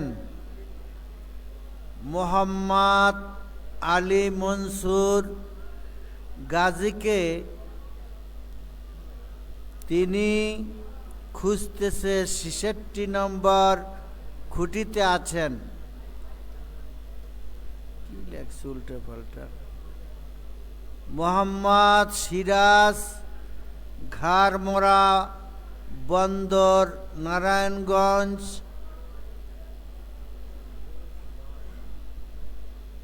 হারানো অফিসে আছেন। মোহাম্মদ আব্দুল হক কুমিল্লা আলগি হারানো অফিসে আছেন। মোহাম্মদ জয়নুল আবেদিন চরপাড়া গাদি সিরাজদি খান হারানো অফিসে সঙ্গীদের অপেক্ষায় আছেন।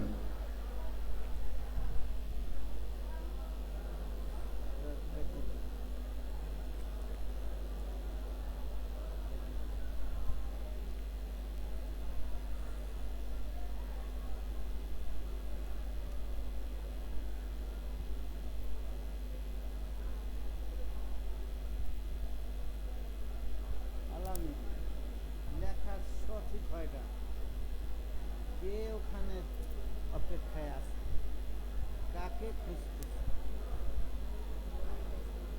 আর বড় আর ছোট নাই, লেখা এলোমেলো।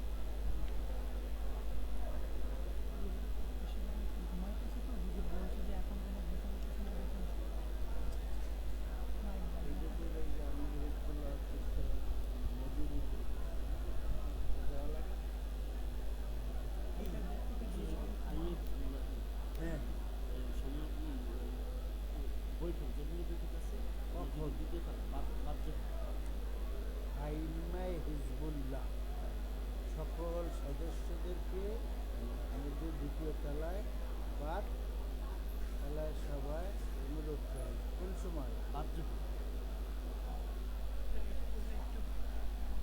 এরপরে একেবারে বন্ধ।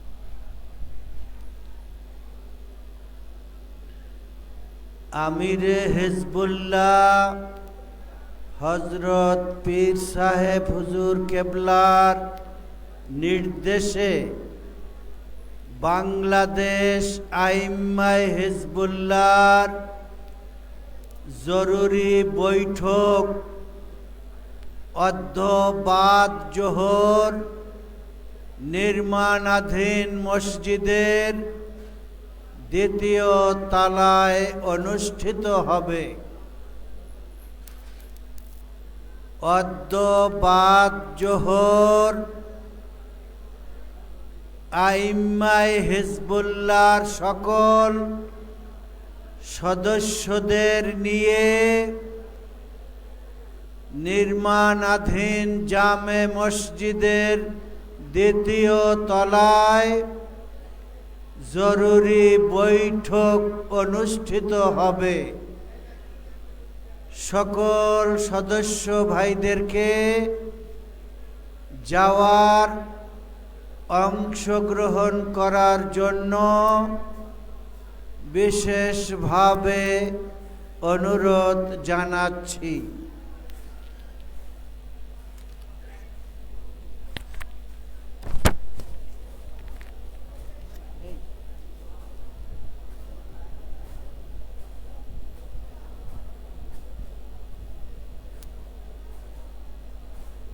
নামাই লও, গড়ি নামাই লও, নামাই লও, এই গড়ি হাতে নামাই লও, বান্দা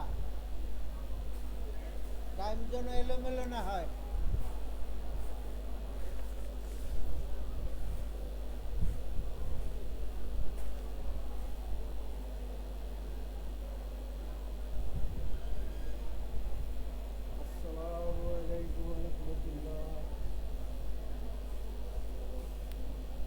আল্লাহর ওলি কেমন আছেন?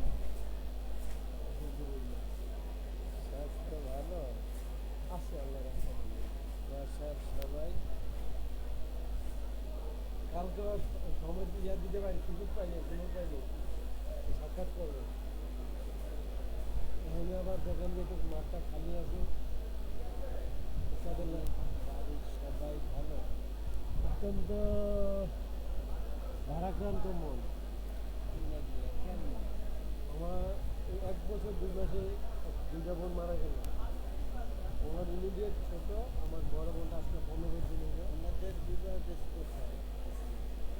একদিন এলাকায় দিয়ে দিয়েছিলাম 2 দিনের দিনে, একটা কাছাকাছি। 12:38। একে রামলিঙ্গ আমার ডাকের একুরের 12:38। আমারটা 12টা 38। এই দিনটা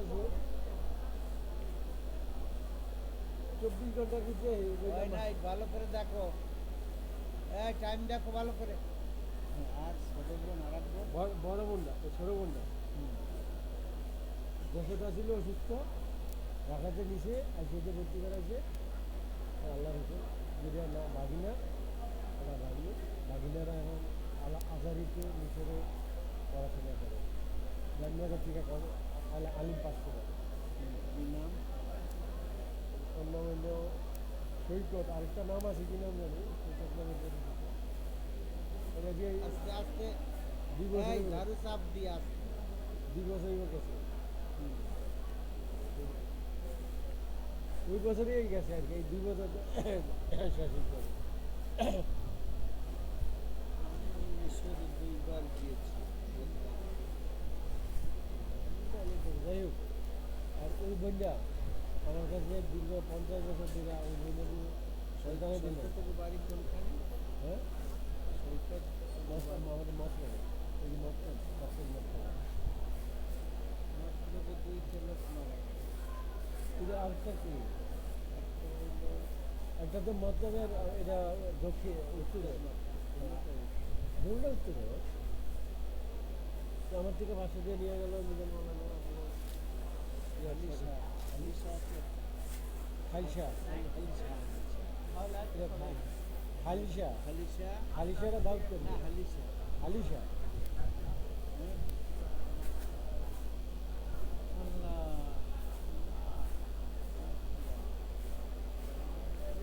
আমার বিশ্বাস আছে। জীবন কত কঠিন। এই হাজি সাহেব ঢাকার মানুষ, মতলবের মানুষ, ভালোবাসার টানে থেকে আসছে। দেখব জীবনে থেকে যাবে। আপনার কি শহরাকার এলাকা? রামপুরা বনে মালিবাগ শিলগাঁও, মিরপুর, এটা কাজীপাড়া সরাপাড়া মিরপুর। এটা হচ্ছে আপনার রামপুরা রোড আছে না, শিলগাঁও মালিবাগ। না এখনো এটি চিন্তা এখন আমি একবারই করি। নাতিরা আছে ভালো? নাতিনটা আছে, নাতিটা তো মারাই গেল।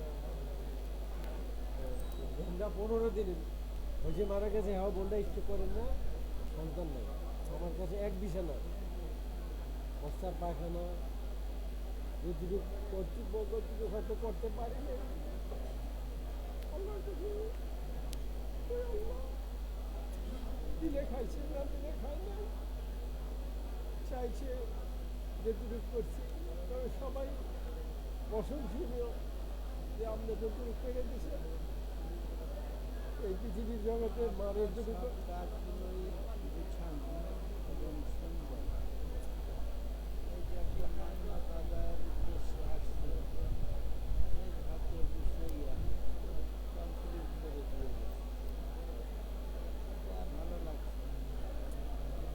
নিজের জিনিস নিজে করতে ভালো, যতই কষ্ট হোক। যদি করছে অনেকে আছে জিওর আমার নামে একটা সস্তা দিয়ে দিও, বিকাশে টাকা পাঠাও। 10,000 পাঠাইছি। 2000 গেছে কেন সবাই দূরত্ব থাকলে আপনার কাছে করবেন, আপনার ফোনে একটা সাতটা বদিন দিয়ে আইল না।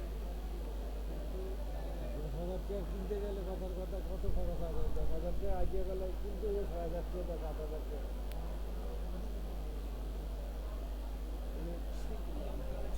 বন্যা সন্তানাদি যায় আমি কি করছি জানেন বলে মাইকিং করি না দিনে মারা গেছে রাত্রে নিয়ে রাতের অন্ধকারে আমি বলছি যে আগে আগে জানাই দিছি যে আমার বোন অসুস্থ যে কোনো সময় ইয়ে হতে পারে কখন ভালো হইলে আল্লাহ তুমি নিয়ে যাও বিছানায় ভালো রাখতে হবে কে ভিডিও করছিল স্টোক করছিল মানে অ্যাবনর্মাল ছিল সাইড লাগিয়ে গেছে না না এমনি চলাফেরা করছে কিন্তু কথা মানে জ্ঞান হারায় আসসালামু আলাইকুম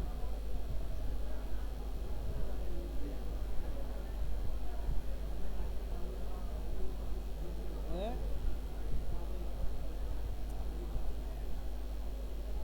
বুঝি নাই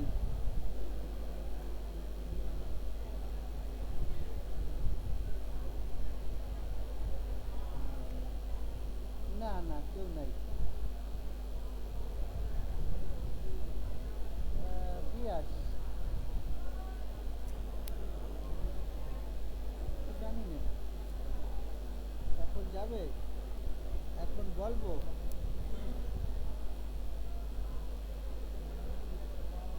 হুম হ্যাঁ হ্যাঁ আচ্ছা